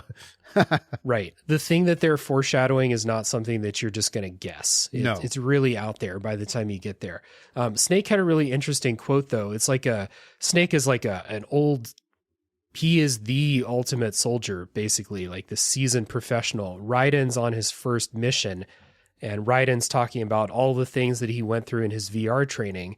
And Snake just kind of has like some comments about that, about, VR training as a way to train the ultimate soldier, basically making war into a video game and stuff like that. And this is back in 2001, back when people probably still thought that video games cause violence and stuff. So I just wrote that down as an interesting quote from Snake. And, it does tie into what happens later too. Yeah, I don't know if I can comment on that without skipping ahead. So, we don't have to like be too touchy about skipping ahead, but let's put a pin in that. Let's just kind of open up with some memorable boss fights, I guess. We talked about Fat Man. Yes. We talked about Vamp. I thought both of those boss fights were fun, creative, unlike other stuff in a lot of other games. Absolutely. I think boss fights are one of the most important art forms of designing a game. Like you said, you can tell Kojima, I would assume, I don't know, I guess I don't know for sure, as we both speculated, that Kojima thinks of what he considers a cool scenario first and then works backwards from there and then puts it all together. I think that's partially because when you're designing a video game as opposed to writing a movie, you have to think of like cool things to play. And a boss fight is like, let's be real. If you really kind of think about most games that have boss fights, you're really playing the game to get to the boss. The boss is the fun part that you remember. Yeah. They're the iconic parts. They're the parts that are unique. And everything in between is like filler, but it's consciously, they know it's filler. You can only have so much filler. We have to pace the boss fights so you're not playing filler too long. Yada, yada, yada. So I think it really excels. That being said, the most memorable boss fight for me would be Vamp, number 1. Yeah. Like by far. Yeah. Which should, it should be, in theory, the ending boss fight should be the most memorable, like design-wise. You could say you'd want that. The ending is memorable for the exposition dump. I do think the final fight with Solidus with the katana is kind of a cool ending. Yeah. Because you only have the katana. And I do think the fight with Metal Gear Ray is awesome because it's the throwback. You fight Rex if you played 1. But Vamp just, there's something special. Again, as cheesy as like, let's just have a vampire because vampires. And if that's not cheesy enough, the concept in the boss fight is you're in this room with water. like you're on these Yeah. catwalks above this water, and it's special water. They explain it as it's oxygenated. So buoyancy does not exist is the quote they say. So they say if you fall in the water, you'll just sink straight down to the bottom like a rock. And if Vamp knocks you into the water, you die. And you are trying to knock him in, and he goes in the water, his oxygen drains, and you have to do enough damage to him that he'll just sink down in there forever. But he's hopping around on these catwalks and because stuff. Vamp is also immortal. He's immortal. Because he's a vampire. Because he's a vampire. When we say vampire, we don't mean he's a guy with vampire fangs who bites people. He's actually also immortal. You kill him like 3 times in this game. There's a certain scene, and I could be remembering it wrong because there's also a bunch of scenes with him in Metal Gear Solid 4 with Raiden. Okay. Hey, you haven't played 4 anyway, so it's not yet. So I get these games mixed up, but don't you hit Vampire with the sniper and then he does the classic like falls back and then levitates back up? I think he does in his forehead because there's a scene where you're fighting Fortune. I think is what it was. You're fighting Fortune and the bullet bends around her and hits Vamp in like the middle, like in his forehead. Yeah, I think he does do the pose. Yeah. Yeah, he does the pose where he levitates back up and then the bullet like pops out of his forehead or it heals or something like that. Like he can't die. It's interesting to take on. It's funny you bring this up. I just watched Interview with the Vampire last night. Have you watched that? I just watched it for the first time like 2 weeks ago. This is a really weird coincidence. It's a really weird coincidence and interesting. It's the 3rd time I've watched that movie. And what I find interesting is that vampires have a certain loose set of rules, but then everybody has their own kind of unique twist on what the rules for a vampire are. And like, for example, Interview with a Vampire, they can look at crucifixes. It doesn't hurt them. Garlic doesn't hurt them. Stake in the heart doesn't hurt them. He says it's all hogwash, but they do have to sleep in the coffin. They can't be in the light. They have to drink blood. Vamp, he's kind of like, it's interesting. Kojima has a very unique take on a vampire. He's not like most classical vampires as far as art direction, powers, all that stuff. Yeah, it's just an interesting character, and he keeps coming back. And then, like we said, that boss fight is pretty fun. I was planning on talking about this later, but this is a good time to bring this up, I think, because when you were rattling off the boss fights, I was thinking to myself, that's better than the version of that fight in Metal Gear Solid 1. So you have Fat Man who's rolling around. He is setting bombs, and you have to freeze the bombs so they don't explode, and then you can shoot him. Kind of reminiscent to me of when you're fighting, I don't remember which fight it was, but the one where you're in the freezer with all the cargo containers in Metal Gear Solid 1. Yep. Kind of reminiscent to that. You fight a bunch of these colorful characters. You fight a fighter jet, which reminded me of the helicopter fight in Metal Gear Solid 1. You fight a Metal Gear, just like in the first game. You end up fighting a bunch of them at the end of this game. I hated that fight. That was terrible to me, but I don't have 20 years of experience playing it. And then at the end of this game, like you said, you fight the eventual villain Solidus Snake with a sword, very similar to how you fist fight Liquid Snake at the end of the first game. So like they're really just playing the hits again, and it's not a coincidence. What I find interesting, because now we're talking about spoilers. Yeah. So I think Kojima works backwards. He's like, I want to replay the hits and pay homage to the original game because it's a sequel. But like we mentioned, he does to a certain extent try to tie it all together to the game lore and the narrative. I don't think he nails it all the time.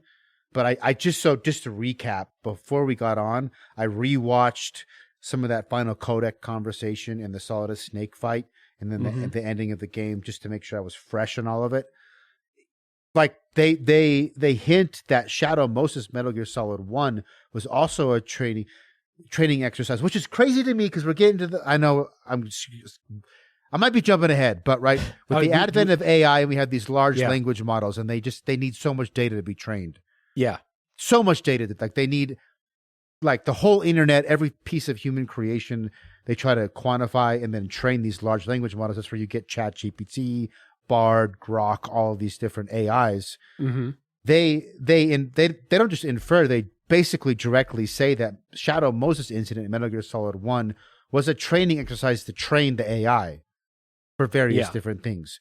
And so the fact that you have kind of the same motifs playing out, you can say in a lore or a narrative standpoint makes sense, because both of them are training exercises for this mastermind AI, the GW, the Arsenal, whatever you want to call it, the Patriots, above the Patriots.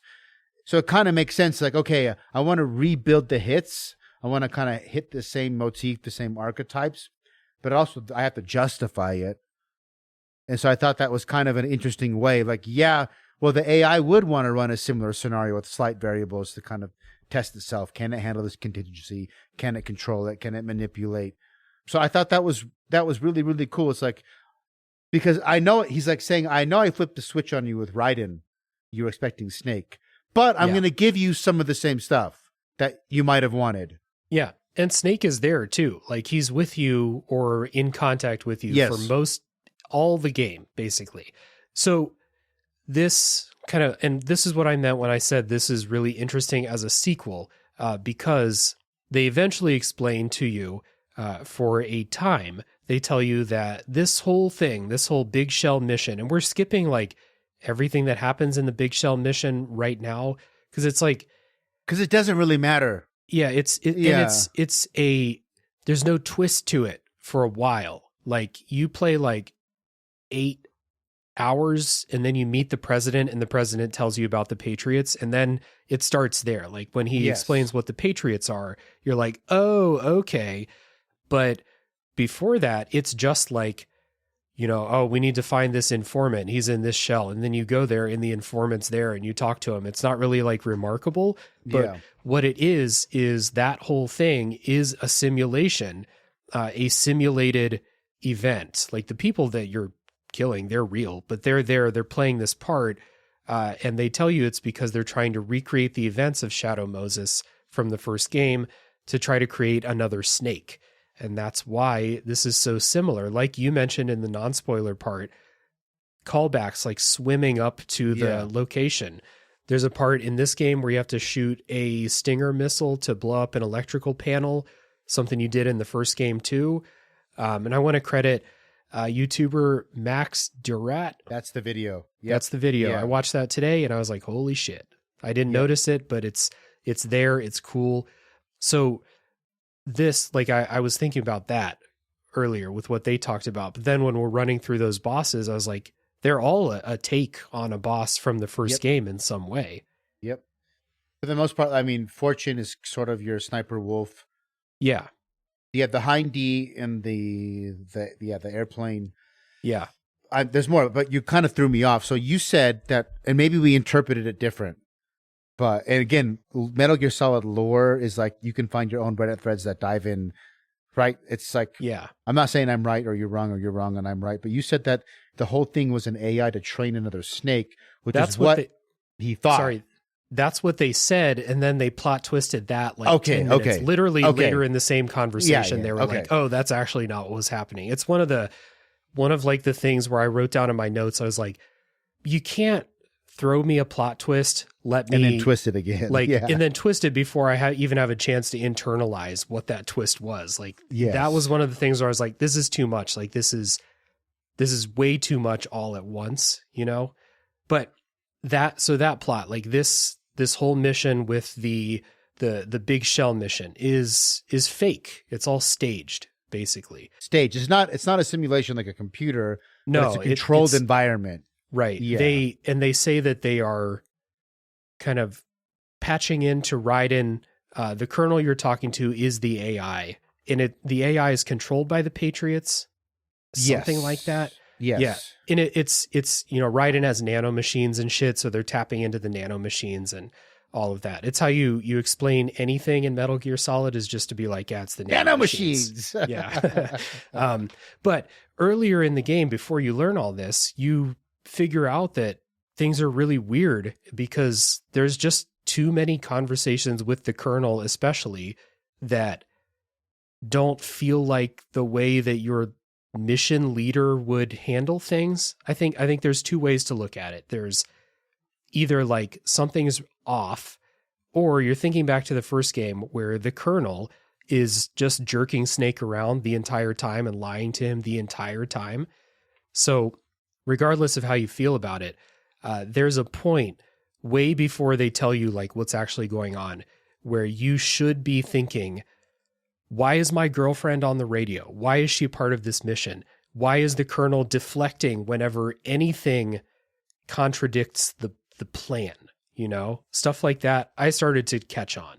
Now, it's interesting because as a kid, I was again, we didn't have AI wasn't, it was a thing that was in movies. Like I saw AI with Steven Spielberg, but it was sci-fi. Yeah. It was pure sci-fi. And as a young 16 or 17-year-old, I knew what it was, like the terminology. I kind of get what I meant. I knew what Skynet was in Terminator, but it wasn't like today. And it makes me wonder, now you played it recently. Did you start to suspect that it was an AI? Like, no. Did you pick up on that? Or that was still I didn't suspect that it was an AI. Yeah, I didn't suspect any of that. It was just like... You just knew something was off, Something was off. And then also, you know, I have the context from Metal Gear Solid 1 where the Colonel never tells the truth to Snake for the entire game. He basically...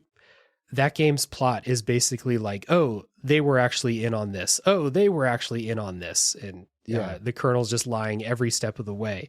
And also the fact that the Colonel is there doesn't make any sense because they say that like the organization that he was working for in Metal Gear Solid 1 was disbanded after that. Yeah.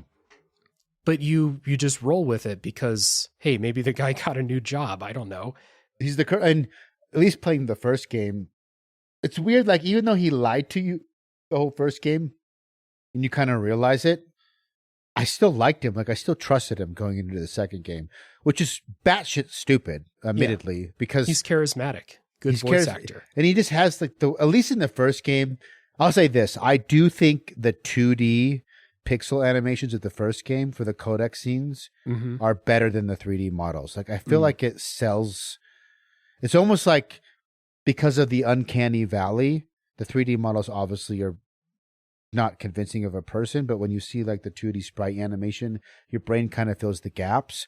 So I had like the Colonel felt very real to me from the first game, which made the twist of him turning out to be an AI even more confusing because I was convinced it was the same Colonel as from the first game. But, and it's like, okay, why did out of all the people the Colonel could be, I mean, I guess we know why. It was trying to recreate Shadow Moses. So it's like, I'm going to pretend to be the Colonel. Yeah. But if you could why don't you just bring the Colonel back? Did he die? Did he die at the end of like what? He got disbanded? Like, where's the real Colonel? Yeah, I don't think they ever say, but I never suspected it either because you're just inclined to he's the mission leader. Maybe you think about it for a second and then the mission starts and you're on your way. So we talked about the Patriots. So that's like the next big revelation that you get. So the way I understood it, so let me step back for anyone. I mean, if you're here, you either didn't play it, but you don't care about spoilers, which I do sometimes a lot. Oh yeah. So that's why I do the show this way. Yeah. Or 2, you played it, so you're already familiar. But for those who maybe didn't play it, you don't care about the spoilers. And I want to see if you interpreted it the same way that I interpreted it, because I interpreted it as the AI set up the big shell to recreate Shadow Moses for the S3 program, which they say is the Societal Sanity something protocol. I forget what it was called. Right. But it's basically like, okay, we're going to recreate Shadow Moses, but we're going to see if we can, through nanosheens and influence, get this guy right and basically manipulate him at our will. To follow orders. I think they said they want to see if he'll follow orders, or they want to test how they can make people follow orders regardless of how questionable the person giving the orders is. And how everything doesn't make sense, but we'll still get you to do the thing that you want me to do, because their end goal, which let's just get into, I mean, we can get into it, is... Get into the Patriots, yeah. Yeah, they foresee a problem, which is so crazy to me. Rewatching, so I rewatched the video you brought up, but that's actually analysis of the original video that was made like 8 years ago, the YouTube channel that you mentioned, Max Durant. Hold up. Let's set up what the Patriots are first for anyone who's following. The Patriots are basically like a secret society that runs everything, which the Illuminati essentially. Yeah, basically. They are made up of 12 men, and the Patriots just kind of run everything. The president tells you that American politics is basically a production, elections, politics, lawmaking, and all of those processes are just a production put on for the public, and that they don't, those politicians don't actually have any power. There's a villain that's introduced in the game, Solidus Snake, who is impersonating Snake. He's actually a former president who was ousted by the Patriots because of how fucked up Shadow Moses went. Yes. So he's here to kind of get revenge, and he lost his mind and stuff like that. Just a real quick note, I thought it was funny. They said that Solidus is a well-balanced masterpiece between Solid and Liquid Snake, and they explained it, I forget which one, because they plot twisted this in the first game, but one of them got all the dominant genes from Big Boss, and one of them got all the recessive genes. Liquid got all the recessive genes, and that's why he resented Solid. Yes. Right, but then they plot twisted that, so it was actually the other way around, which is not how genetics work, once again. But then I was like, okay, so Solidus got half of the recessive genes. He's perfectly in the middle. Yes. I did, even as a kid, when I played this, I felt that was a little cheesy. Oh, there's a third twin you didn't tell me about? Yeah. Because they made a big deal, especially in Metal Gear Solid 1. You know how they would intermix like real footage, like FMV footage? There's a footage of twins in Metal Gear Solid 1. Mm-hmm. And they specifically say it was only twins and show you twins. And there's no like even subtle foreshadowing that I'm aware of. Maybe he did ahead of time master plan this. I doubt it. Like I said, I think he's working backwards. Yeah, it's that thing. He's like, it would be cool if there was a secret third twin, and we're going to do a little bit of, explanation, but the plot's moving, so. That's what I think happened. And I remember feeling like, even as a 17-year-old, like, that was cheap, dude. Yeah. But still love the game. Yeah. So this is, I think Kojima has a lot of stuff like this. Like there's a secret organization that runs the country, and that, the government as a production. I don't think this is that deep. It's one of those things that, like, if you play it for the first time when you're like 13, you'll be like, holy shit, that's probably how it is in real life. And then you grow up and you're like, that is kind of how it is in real life. Like, a lot of that shit is just kind of staged. And I think a lot of that is decided. I think at this point, it's like, it doesn't matter where you sit on that political spectrum. I think people understand that corruption is a serious problem. Yeah, absolutely. So this is something that, like, he presents, and it's a big revelation, and I'm like, okay, here we go. This again. And the thing that I thought was interesting was that Dead Cell, which is the terrorist group on there, is trying to destroy the Patriots, but the president who you talk to, the president's being controlled by the Patriots. You would think that the president wants the puppeteers to go away, but he doesn't. And he kind of makes this interesting point that if you remove all of this all at once, then there will be this massive political vacuum, and things will just get way worse than they are right now. And I think that's interesting that he brought that up. Again, we're going to start getting into where I think this is I agree with you. This is where Kojima's actually been profound and ahead of his time. Yeah. And it kind of blows my mind that he thought of some of these concepts in 2001. And I wonder what media, I have some suspicions of what media he was getting inspired by, because he's not the only one that foresaw some of this. Mm-hmm. But the president says there's going to be essentially going to be a power vacuum. Well, the U.S., since 2001, has gone to Yemen and Syria, Afghanistan, and we've toppled governments and left this power vacuum, and then places end up becoming worse than we left them. Yeah. And that this idea that a power vacuum, you might be doing a good thing on paper by taking out something that you consider corrupt or bad. Yeah. But if you just leave things to just sort themselves out, it can backfire, and it can actually end up being worse than the structure you took out. Right. And I obviously that's something that I didn't recognize until I was much older. And I don't know how I know politics are a touchy subject, but I'm like, I don't like war. Like, I don't think that's a touchy subject. It has been recently. There, yeah. Like, depending, who I talk to, it's like, I got someone got mad at me for saying someone I'm really close to and respect was like pushing back because I was like, at the end of the day, I'm anti-war. I think that should be an absolute last resort. Mm-hmm. And I think Kojima, he's obviously older than we are, and maybe he had been following politics, but was recognizing that not only is the war bad, but what you leave behind can become worse. Yeah. And I think he was touching on that. And it'd be interesting to wonder, as a Japanese person, right? The center of the world, at least most of the media, we do the Hollywood, like we as Americans don't pay attention to other countries' politics as much, but other countries pay attention to us a little bit. Mm-hmm. And I think Kojima, it's interesting. Like, I think what we're seeing is a Japanese man who at the time was our age, in his 30s, trying to make sense of world events and then kind of reflect some of his feelings in his art. Mm-hmm. That's what I think we're seeing. And that's one of the points, is this idea of like, dude, if you took everything away, it's going to be worse.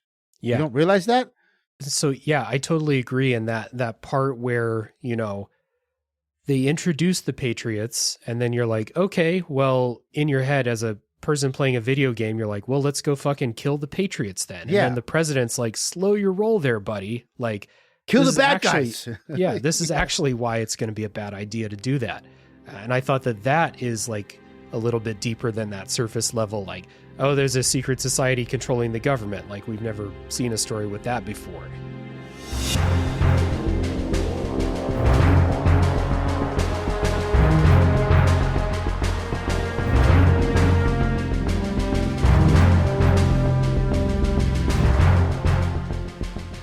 Now, you are right, when I was younger, because the internet was like, the idea of a secret society controlling everything was definitely more novel. And I understood that. But once you started getting into his next part, specifically the final codec conversation before you fight Solidus, where basically you just get that 11th hour, hey, as the villain, we're just going to explain everything behind what we're doing because that's what we do as villains. Yeah. Like, trope is there. I mean, I don't know how you want to tackle this, but we both watched the same video. I wanted to pull up so we talked about the Max Durant video, but Max Durant is doing a retrospective on a video that came out 13 years ago by Logo Steve. I found it on, there's 2-part videos, The Most Profound Moment in Gaming, Metal Gear Solid 2 AI Conversation, Part 1 of 2. And this came out 13 years ago, which means this gentleman, Logo Steve, was also kind of one of the first people to recognize what Kojima was really getting at, which is that, like, they say this, they had this exposition dump, and then the AI says, I'm actually doing this because Jack, or Raiden, or Jack, I guess we haven't talked about, his name is Jack. Yeah, former child soldier. Yes. Picked for the mission because he's a blank slate who refuses to acknowledge his past, is what they say. Which was a child soldier. And Kojima touches on that child soldier thing a lot in Phantom Pain, and I haven't played it yet, but that's a big part of Phantom Pain. Anyway, they essentially say, we foresee this problem where the internet and the digitized flow of information, I thought this was so profound, and I rewatched it today, is we used to curate.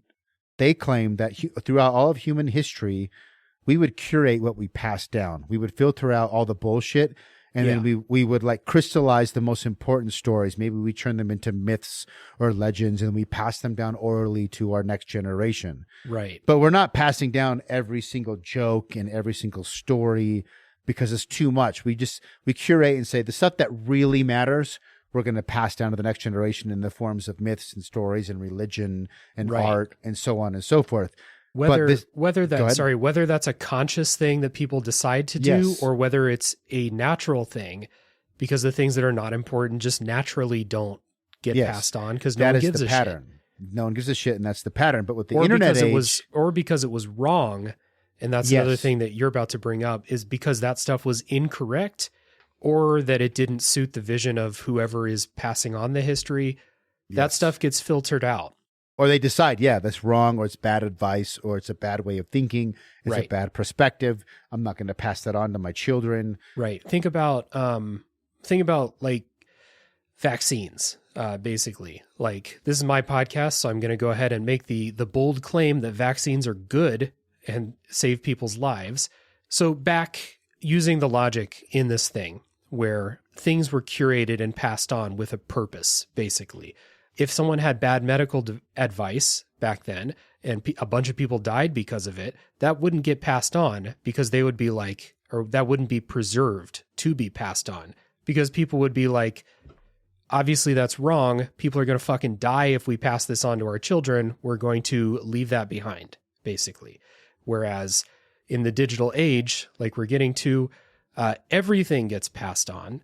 Every single piece of misinformation, every piece of good information, and then every piece of extraneous trash like my Twitter posts, all of that shit is preserved. And I think that's the most important. Like, I wanted to focus on that. It's like, you know, whether like a vaccine is pro or con. Well, and then you can split vaccines into two. There's like mRNA vaccines, the new one, or the old, and there's like all sorts of delineations of where people are sitting on that.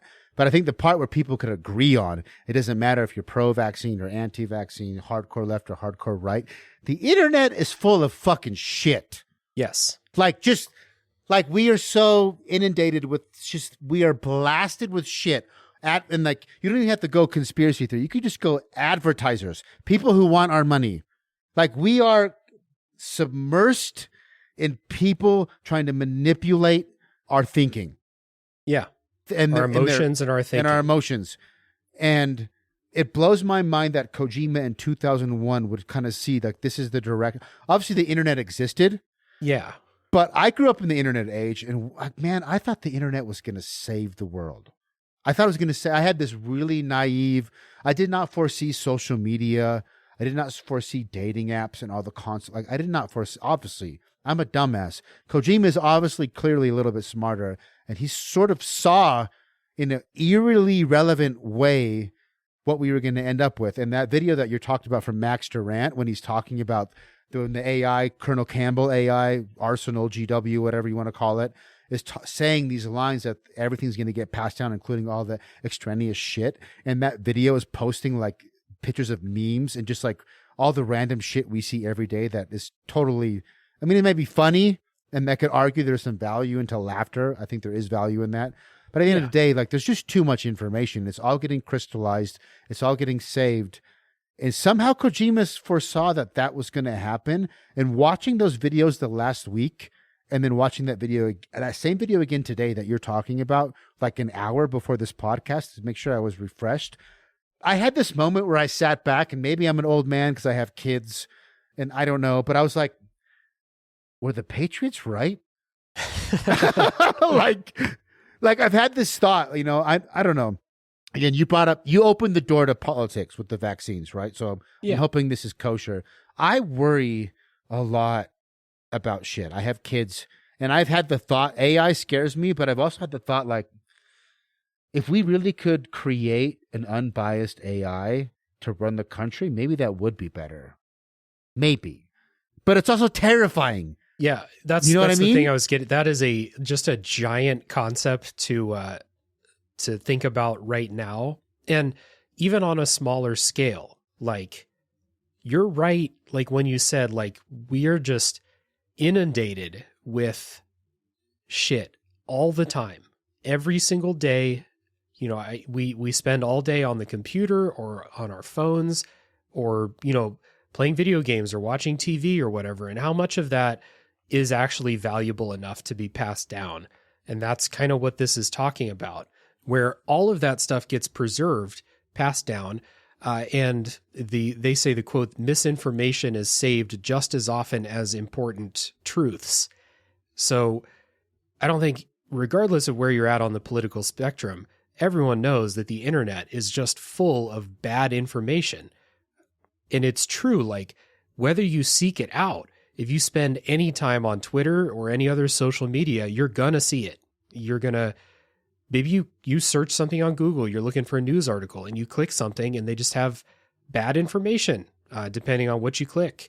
There's like a lot of pressure on people to vet everything that they look at. Like, I find myself like, I want to share, you know, I saw a sports rumor or I saw like a thing about video games. Well, I better check and make sure it's real first before I share it in my Discord server with people.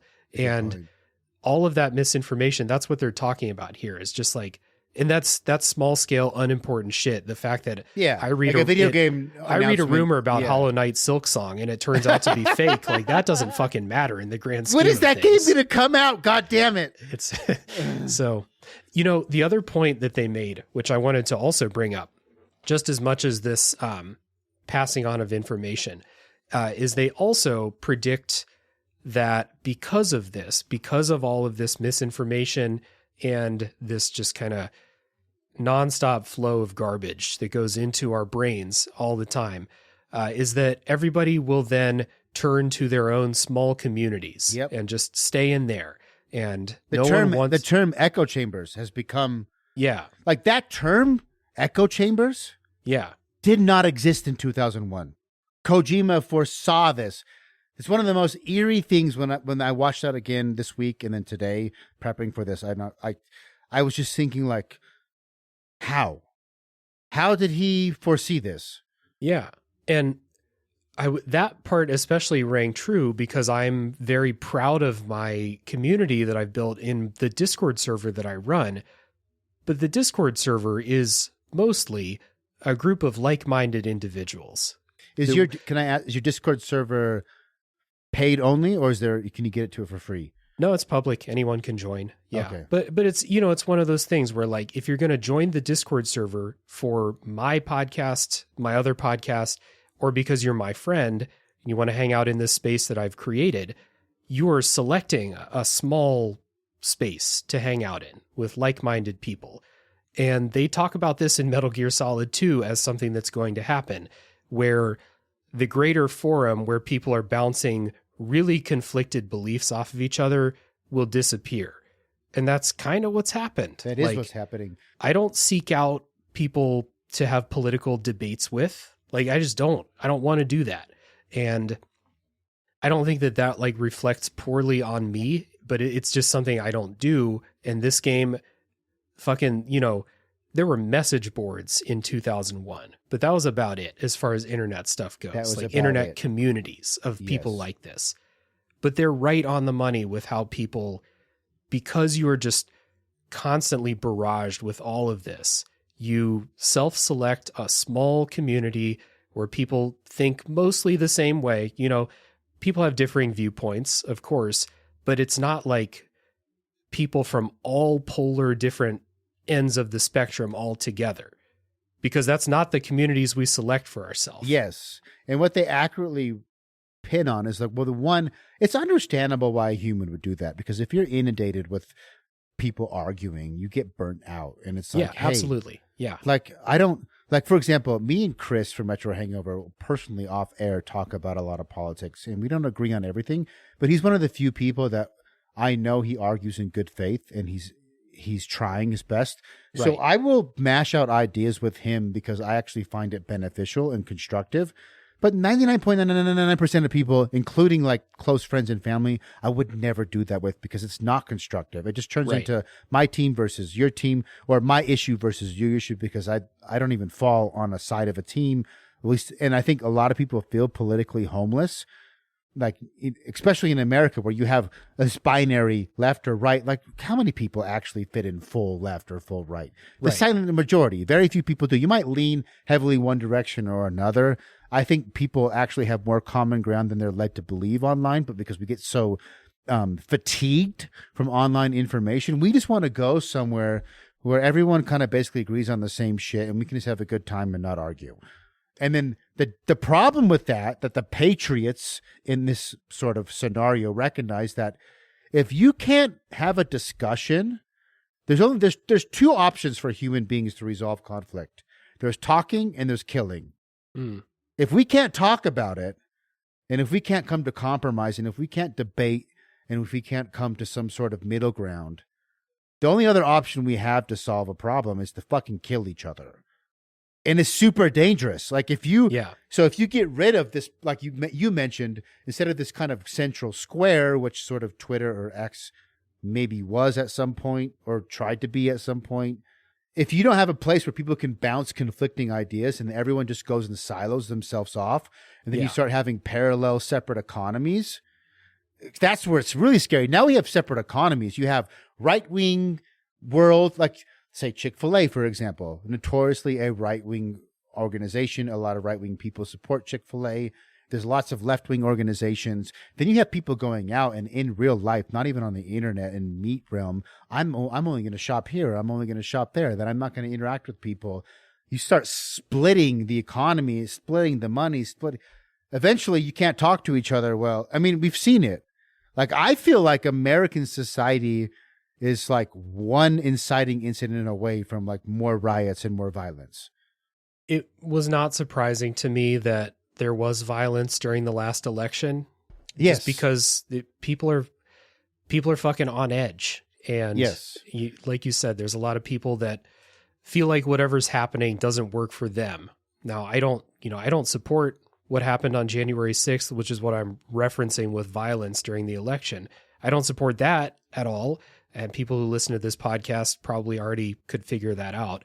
But like the fact that the end point, like you said, is violence. And the other end point that they talk about that the Patriots AI puts forth is the other end result here is regression as a society and as a species, basically.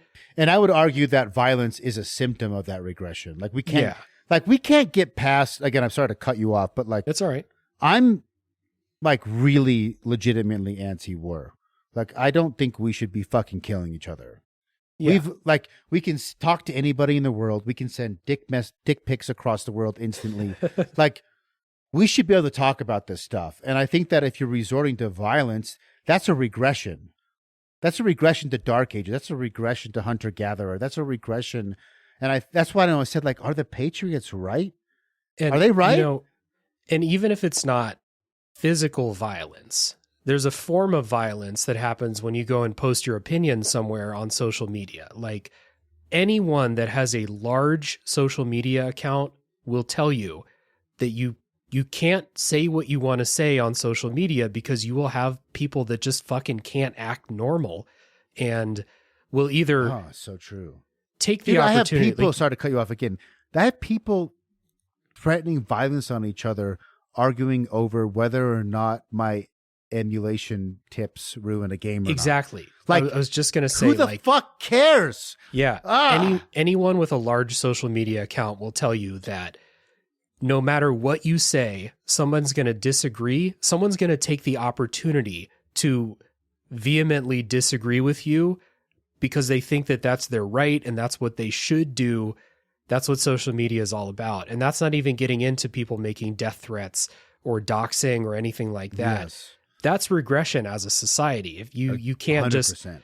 You can't scroll through Twitter and see someone say, "Oh, I think Metal Gear Solid 2 sucks," and not react with like fucking anger about that. That's regression. It's regression. It's blown my mind that, so for a long time, and I'm not a big, like you said, big social media. I'm fucking nobody. I'm nobody. Right. And a super hardcore niche, a niche in niche. There's video games, then there's like shooters. And there's retro video games. And there's retro. And then I'm niched down all the way to the bottom of the barrel. Yeah. Like, this is permeated to the most, like the tendrils of the capillaries, right? The smallest veins, like all the way to the capillaries in your nose and your ears, the smallest veins in your body. We have this issue where people are on edge. And they're like, I had a guy I was arguing with today that, and it doesn't matter. It doesn't matter. Like, the point is, like, I don't know how Kojima extrapolated from the internet was a new thing and he understood enough about human nature to somehow see this is where it was headed. Yeah, it must have just been, exposure to early internet and noticing that there's a lot of trash compared to how it was. Because you and I were older. We grew up without internet. We grew up with early internet, and now we're living in current internet. Kojima's older than us. He grew up for a while. I think he's like 56, 57, yeah. Right? So like you said, he's at least in his 20s when the internet, or 30s when the internet like fully explodes. So he had plenty of time to see how the world was before.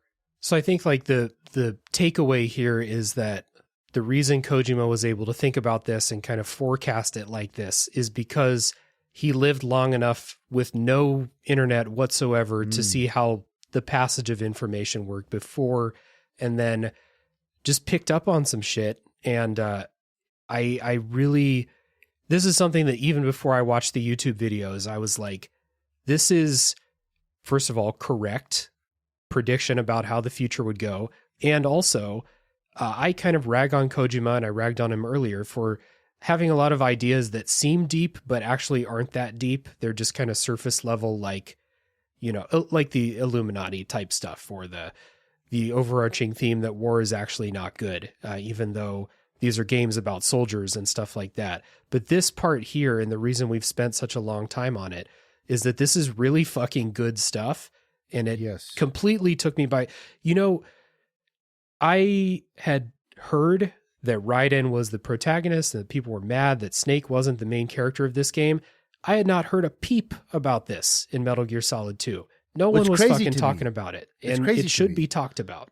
I'm kind of jealous, honestly, that you got to play this game at your age in 2023 and sort of realize how eerily accurate this final section and kind of, because this final exposition dump is basically what Kojima was trying to say. As clumsy as the pacing is, as clumsy as all this stuff is, this is what he was trying to say. He was trying to say, this is what I see happening.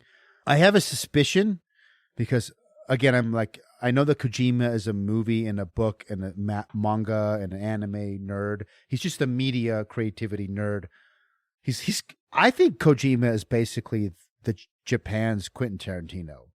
Because Quentin Tarantino is super open about, like, he'll say, hey, I pulled this shot sequence from this classic movie. And he's very open about where he's drawing his inspiration from and how much he loves. But Quentin Tarantino is like narrow when it comes to movies. Kojima's like, I love it all.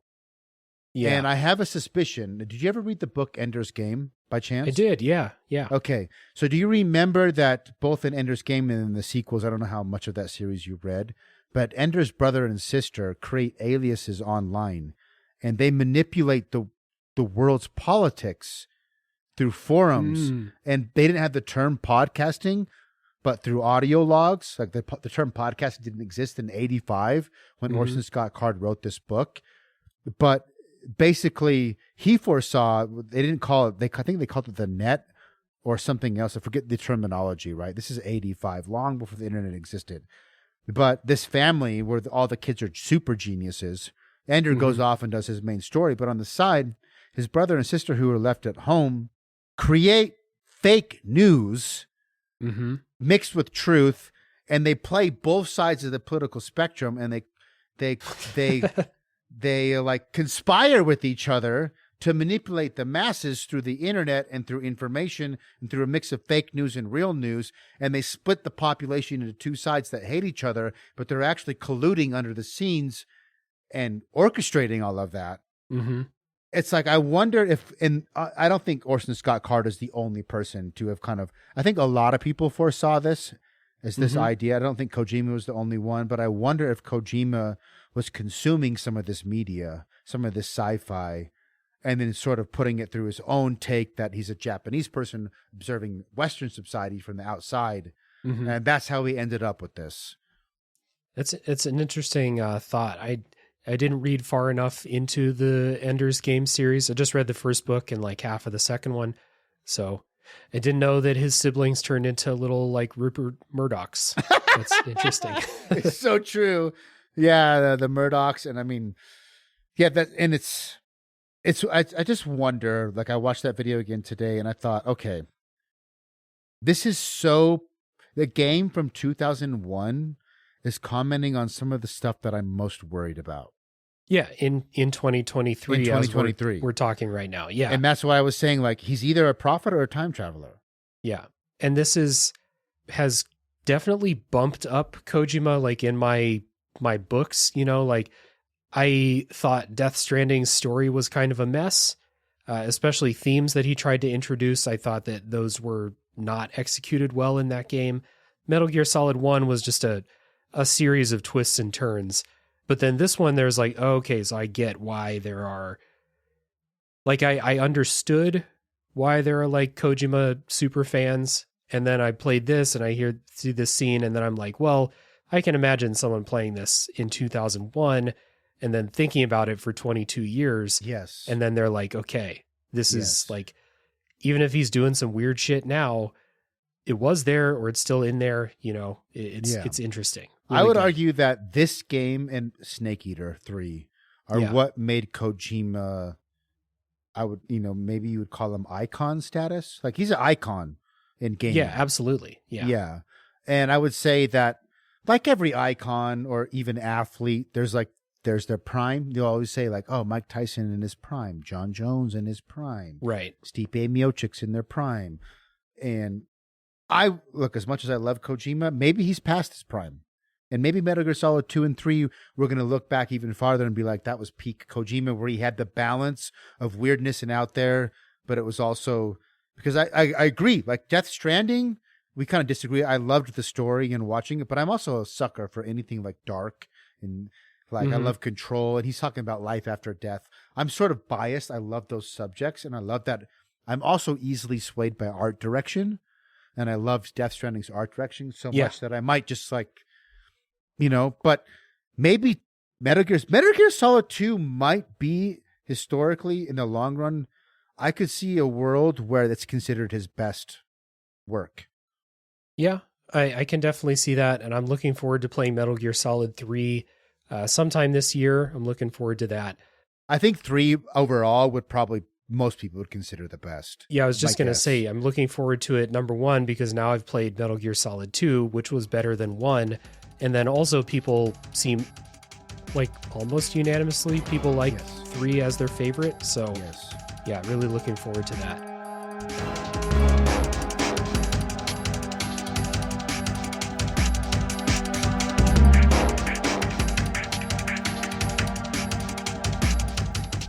I also want to just say, playing as Raiden naked, running around doing cartwheels with a blur, was pretty cool too. I mean, So we skipped over like the lead up to that thing because both of us were dying to get into that conversation there. But so what happens is at a certain point, there's a virus that gets introduced because you're trying to take down this AI, and you don't know what the AI really is when you inject the virus. But sooner or later, like things start to glitch out, and Colonel Campbell, or not Campbell again, is it Campbell? Campbell. Yes. Yeah, Colonel Campbell. He starts to glitch out over the radio, and I wrote down a bunch of the stuff that he says to you. He keeps saying to stick to your role and to ignore everything else going on around you. Raiden had previously been knocked out and captured, basically. So that's why he's naked.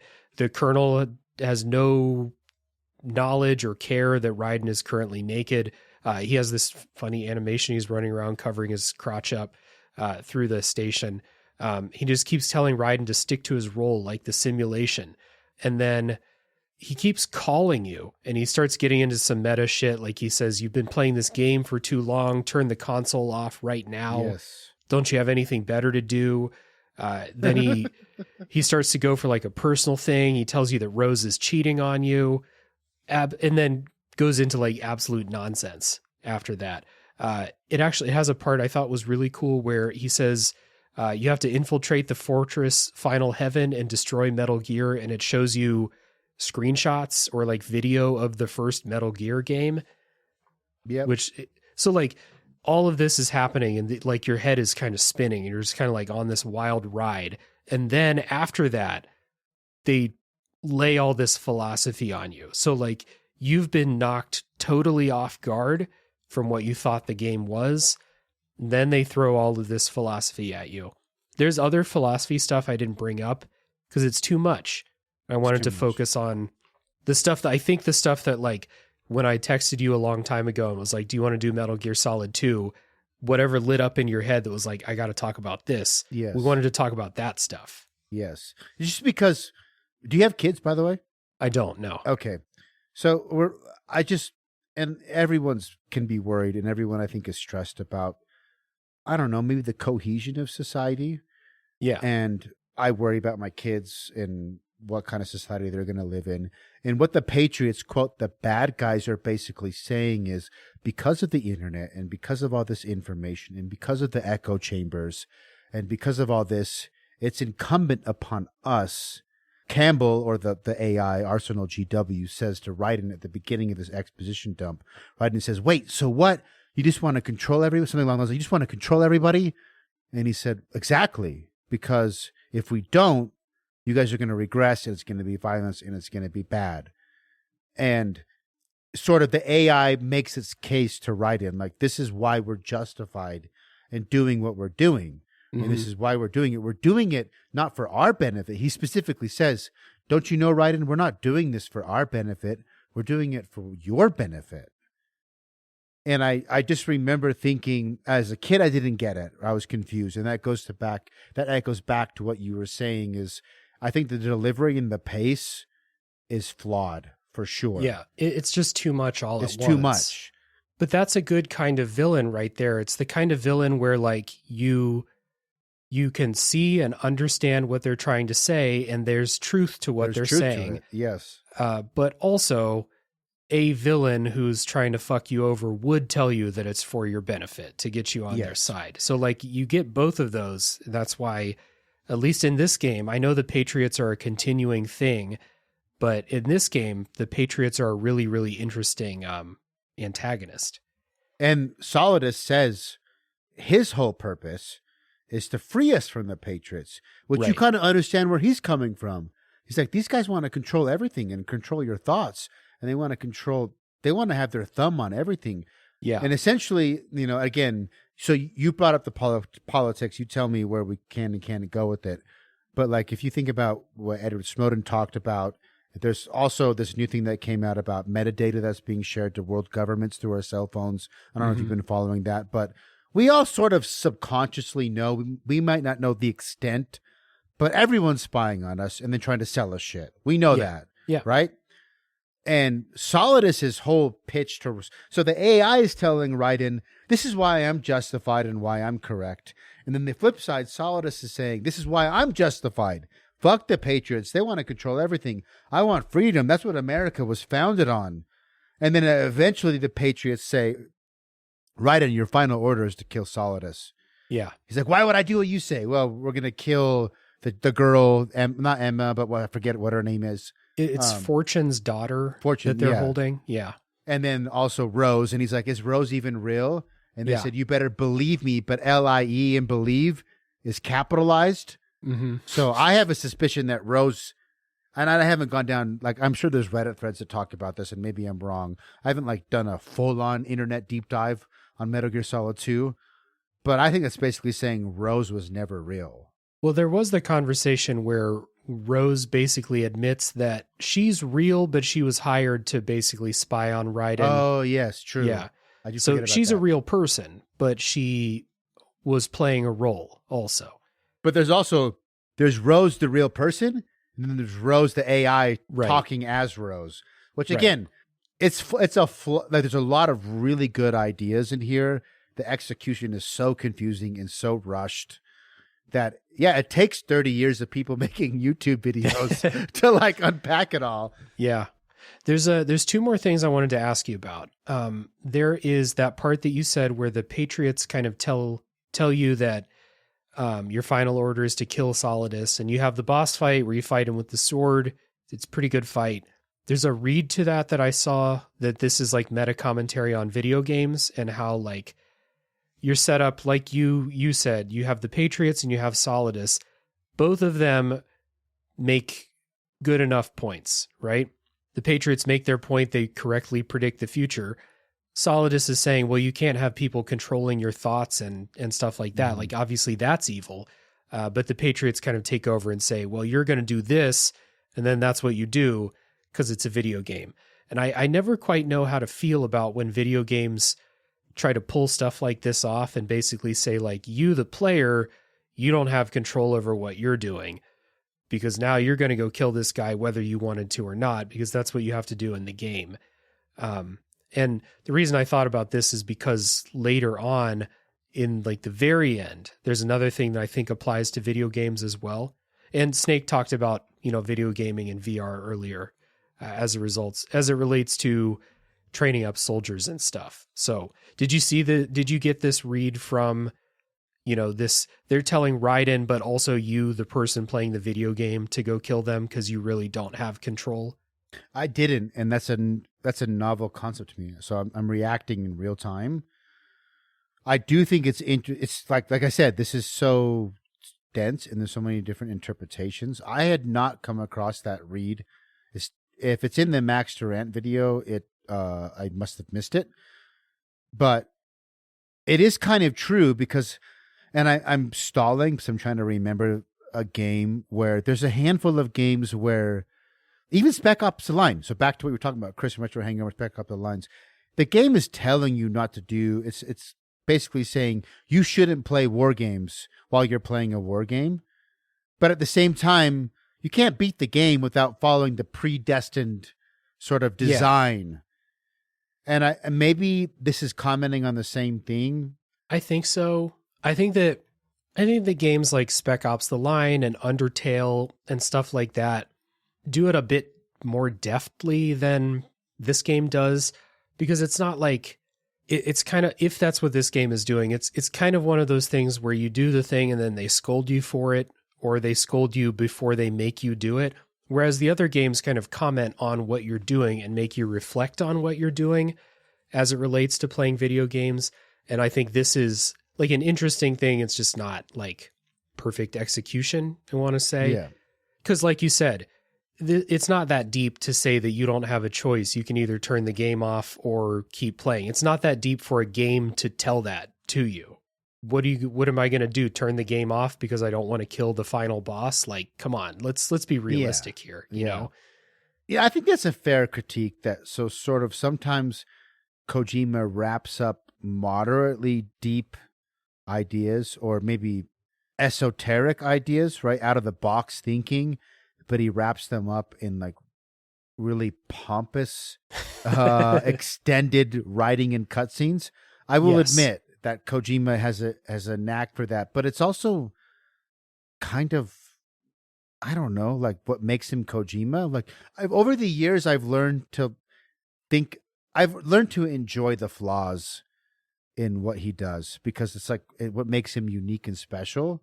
Yeah. And I think you could loop that back to what this game is talking about. Is Solidus is saying, despite all of this, because Solidus is aware, right? He's one of the third twins. He knows what the Patriots are doing. He's not like you. He's aware what's going on, but he's come to the conclusion that despite everything they're saying that has merit, it's still ultimately better to give us freedom. Yeah. Warts and all. Mm-hmm. And maybe Kojima himself isn't exactly sure what is right, and that's why it's so kind of messily executed. Yeah, well, I think that it's possible for a creator, and I agree that where I ultimately land is that Kojima as a creator has a lot of problems. This is the rare Kojima game where I didn't bring up sexism at all, because it's not really present in this game. But wait till you play 5. I know I've seen Quiet in that game, and the justification for her, which is the whole media for we'll get whatever. So like with all of the warts involved with Kojima or with other like auteur creators like Yoko Taro, and we talked about Nier Automata before recording today. With all of them, I'm ultimately like positive on basically all of them. Well, not all of them, but most of them, because they give you really interesting looks into their mind in a way that, like, think about if EA made this game. You wouldn't have all of these weird edges to it. It would be I don't want to say soulless, but it wouldn't have all of this like super memorable shit. I'll say it would be soulless. Okay, fair enough. So that's kind of where I land on this. And so like there's a lot of big swings. There's some misses along the way. There's some problematic stuff along the way. But ultimately, like, these people make interesting art. And that's why we're here. And that kind of ties into the last thing, and I think it can relate to what we're doing right now, is after this is all over and Raiden is questioning what just happened, questioning who he is, what his purpose, his life has been completely ripped out from underneath him. He doesn't know what's real and what's fake anymore. and he kind of questions who he is, what his purpose is, and Snake gives him this pretty good like monologue about how everything that he experienced is real and that only he can decide what it means to him, and that he can start over and he can choose what his life is going to be from this day on. It's really cheesy, but David Hayter does a great job of voice acting this scene, I think, and that they have the freedom to choose their own path and thoughts. And even though at this point you didn't really learn what happened with the Patriots, it's an interesting thing as Raiden like sets out. He's basically saying like, what you thought was happening was fake, but everything that you experienced is real. Yeah, basically. It's all your internal. So I thought you were going to bring this up, and are you religious by chance? No, I'm not. Okay. I just wanted to ask because I grew up hyper-religious. I grew up Mormon. Yeah. I actually listened, shout out to Retro Hangover once again. I listened to the Growing Up, the Church of Latter-day Saints episode you did. But the reason I bring that up is Mormonism, and again, if there's any Mormons listening to this, I mean this with all due respect, but Mormonism is a crock of shit. Well, you have the authority to say that. And when you grow up in it, like you literally, just like Raiden, and again, this might be some of the reasons where I felt some, we talked about Final Fantasy X earlier, and Final Fantasy X is kind of critiquing religion, right? Oh, yeah. And Yuna finds out that her, right. And I remember talking to Chris from Metro Hangover that I think part of the reason why I didn't like 10 when it came out is it was giving me cognitive dissonance about being Mormon. And I was growing up and kind of realizing that some things were adding up. And it didn't happen as much with Metal Gear Solid 2, again, because of the flawed execution and the pacing. I was just so confused by the end of the game. I didn't even know what to think.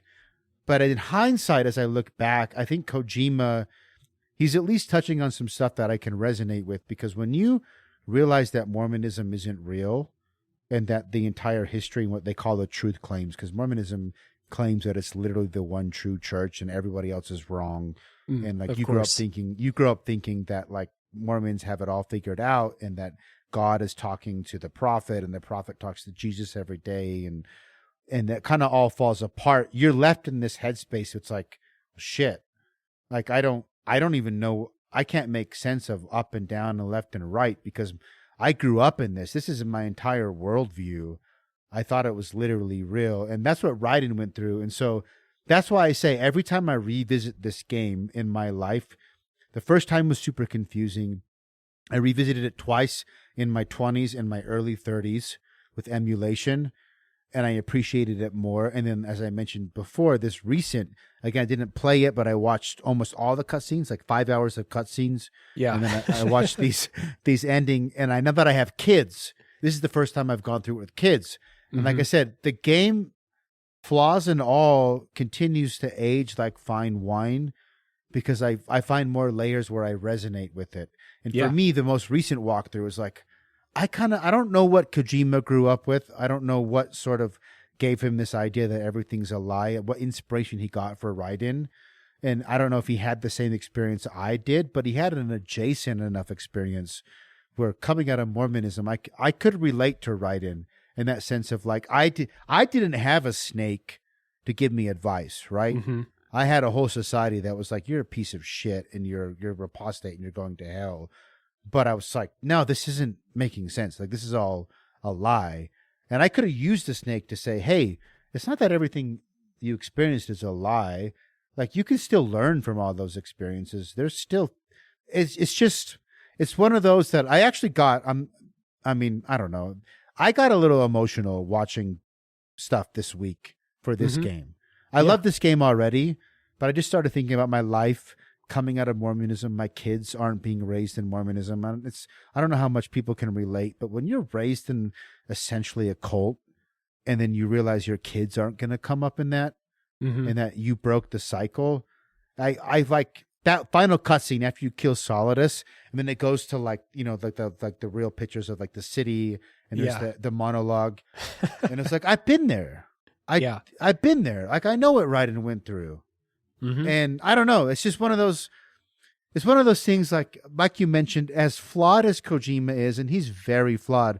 But that's why I like him, because we're all flawed. And he took the swings, and he missed. He's missed a lot of times, Mm-hmm. but he keeps taking the swings. And I think Metal Gear Solid 2, there's some definitely misses in this game. But overall, like, I'm really happy that he went for it. Yeah, absolutely.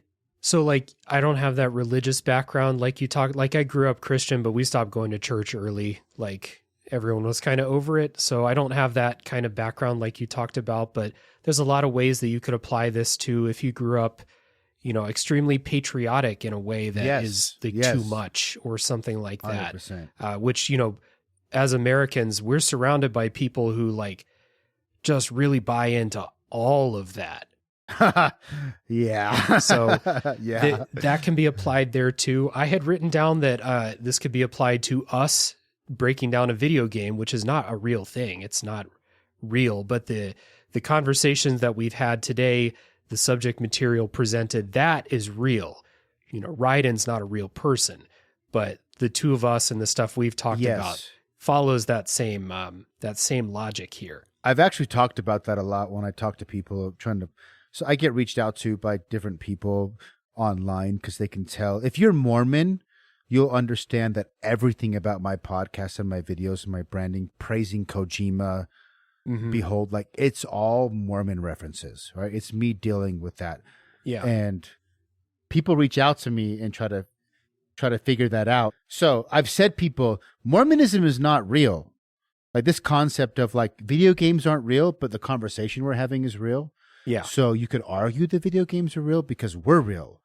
As far as I know, you can get into like simulation theory and we can go deep. That's probably in another Metal Gear Solid game. Yes. Yeah. But the state of Utah exists because of Mormons. If enough people believe something is real, even if that thing is not real, it becomes real because it spills over into reality in the choices that they make. Right? So people listening to our podcast right now, and maybe they resonate with what you're talking about and the vaccines and confusion, or what I'm talking about with religion or whatever. The game's not real, but people listening to this and having some sort of resonance, good or bad, even the people that maybe hate it, they think, oh, Kate is a dumbass or Dave is a dumbass. That's all real. Yeah. And like we said, like, the characters are fictional, but the experience that you have taking all of this in, that's real. Yes. That can't be taken away from anybody. And it's really similar to, I think, to what Snake says. What Snake is talking about with Raiden here.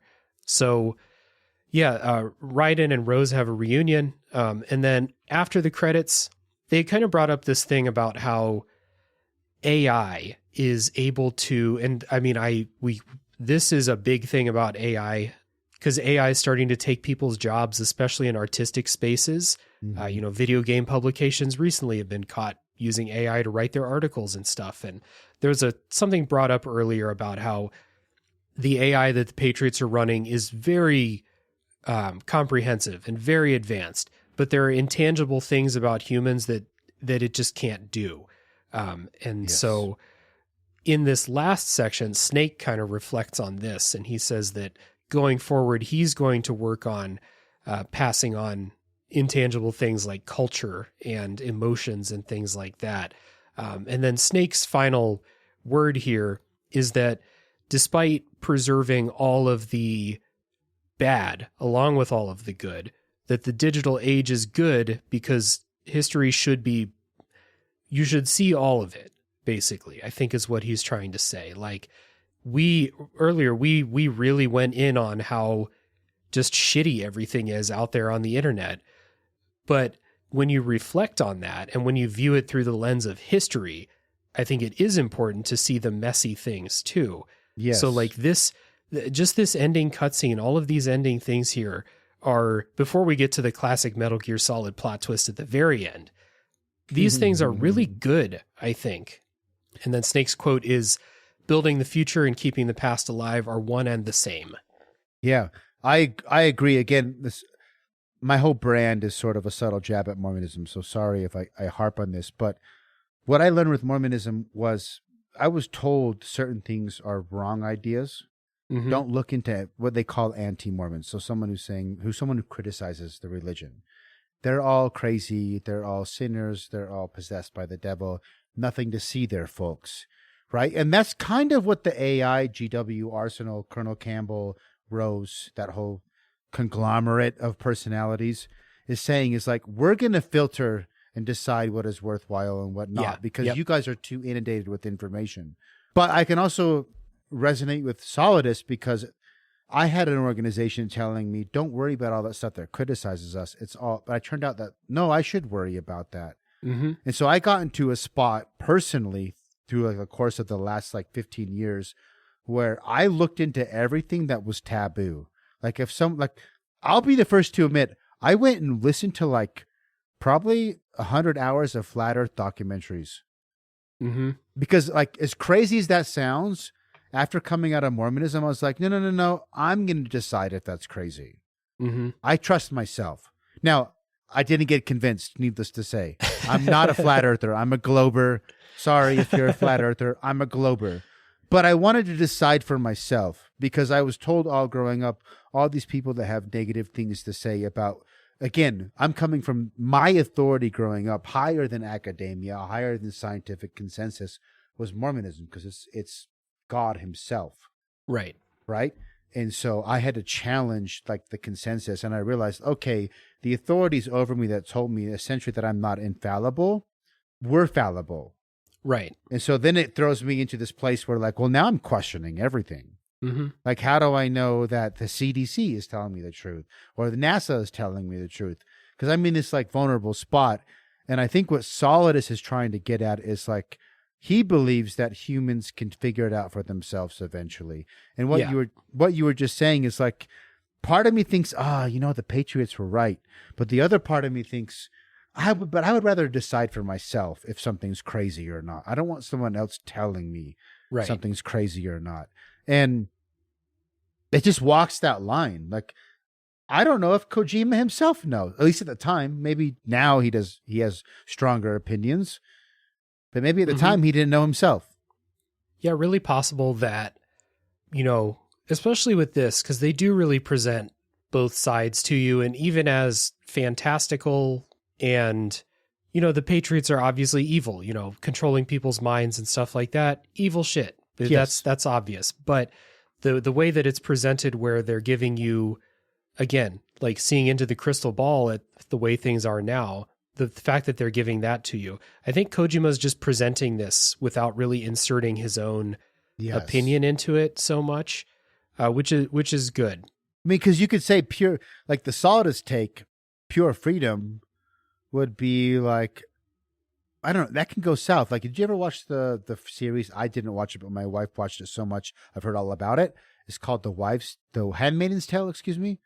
I've heard of it, never watched it. So from my understanding, it is like this, if the extreme right, like completely took over, religious, like insane Christian, I'm sure you're aware of this because some of the stuff you've mentioned with January, like you're probably aware of the intersection between Christianity and conspiracy theory can get pretty wild. And like I said, I like to dive in.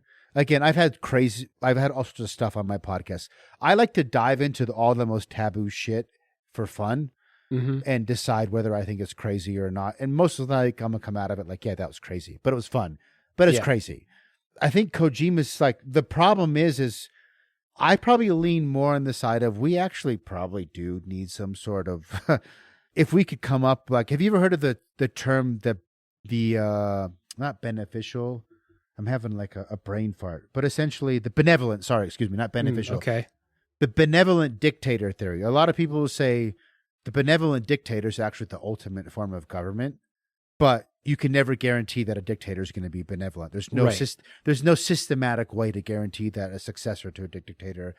Let's say you get lucky enough and you have a benevolent dictator, that's the best, but his son's probably going to be an asshole. That's just the way things go. Right. If you could systematize a way to have a benevolent dictator, that might be, I think there's an argument to be made that might be the best for society. And maybe AI could be a consistent benevolent dictator if it was truly unbiased. But if you've been following stuff about ChatGPT or Grok, there's bias in the AIs. Oh, yeah. So, I don't know. I'm rambling at this point because I could talk about all these ideas forever. But and I don't even remember how we sparked this last section. But you were talking about the very, very, very end of the game, leading into the final plot twist, which I will turn over to you because I've been rambling. The final plot twist when part of the mission was to get a list of the Patriots, their names. And they find the list, but the final plot twist is that the Patriots died 100 years ago. And so they don't really explain, like, that's literally the end of the game. So I assume that means that it's just AI running it, like AI. Yeah. That's how I interpreted it. I haven't done like a deep dive into Reddit threads on Metal Gear lore or YouTube videos explaining the Metal Gear timeline, which I should probably do after this. But I interpreted it as like, because at the beginning of this conversation, he says something like the White House was the primordial soup, and that we evolved layers upon layers, not much unlike how life was formed 4 billion years ago. Mm-hmm. So I think what he's hinting is saying is the Patriots sort of created the groundwork in which the AI became conscious and aware. Yeah. And since then they have all died, but the AI is like the embodiment of the Patriots in just AI form. On. Yeah. It's an interesting proposition. Like, if you were able to guarantee an unbiased AI to do the filtering or make decisions or something like that, like that would make people consider it. But that is an infinitely scary and impossible idea to like make reality. So as it is, we're just left thinking with the stuff that Kojima and the rest of the team put into Metal Gear Solid 2. The last thing about the game I wrote down, I thought it was kind of cool, but kind of like ties in with the game, is you get a code at the end, which you could enter on a website back in the day. Did you do this? I did not.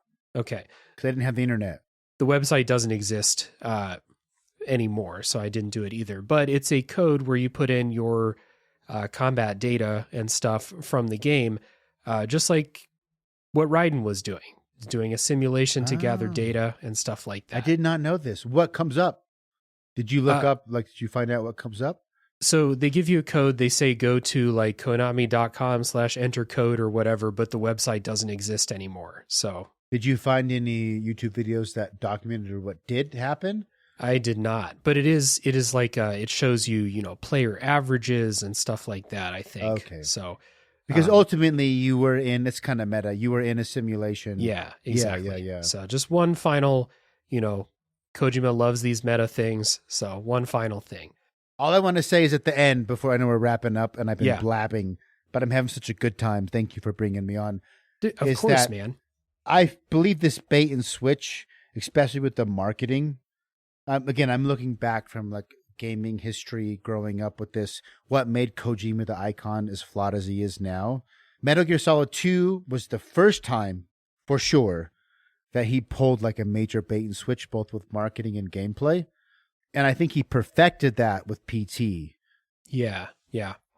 And I think most people will be aware what PT is, so I don't need to get into that. But right. I almost feel Metal Gear Solid 2 was almost a test run for what PT would have been had it not got canceled. Yeah, had it come out. And one final thing, and this could spin into a big conversation, and I don't mean for it to, but I remember back on my Metal Gear Solid 1 episode, my guest Mick was talking about how Kojima never wanted to make a sequel to Metal Gear Solid. And then he didn't want to make a sequel to Metal Gear Solid 2. And then he didn't want to do Metal Gear Solid 4, but it was so successful, he just kept getting roped into it. And so thinking about it as basically like, they're going to force me to make a sequel. Well, I'll show them a sequel. I'm going to do a bait and switch with the character. We're going to take the mascot. We're going to relegate him to a side role. We're going to basically run through the same thing from the first game, except it's a simulation. And then we're going to get into all of my philosophy and all of my predictions about the future.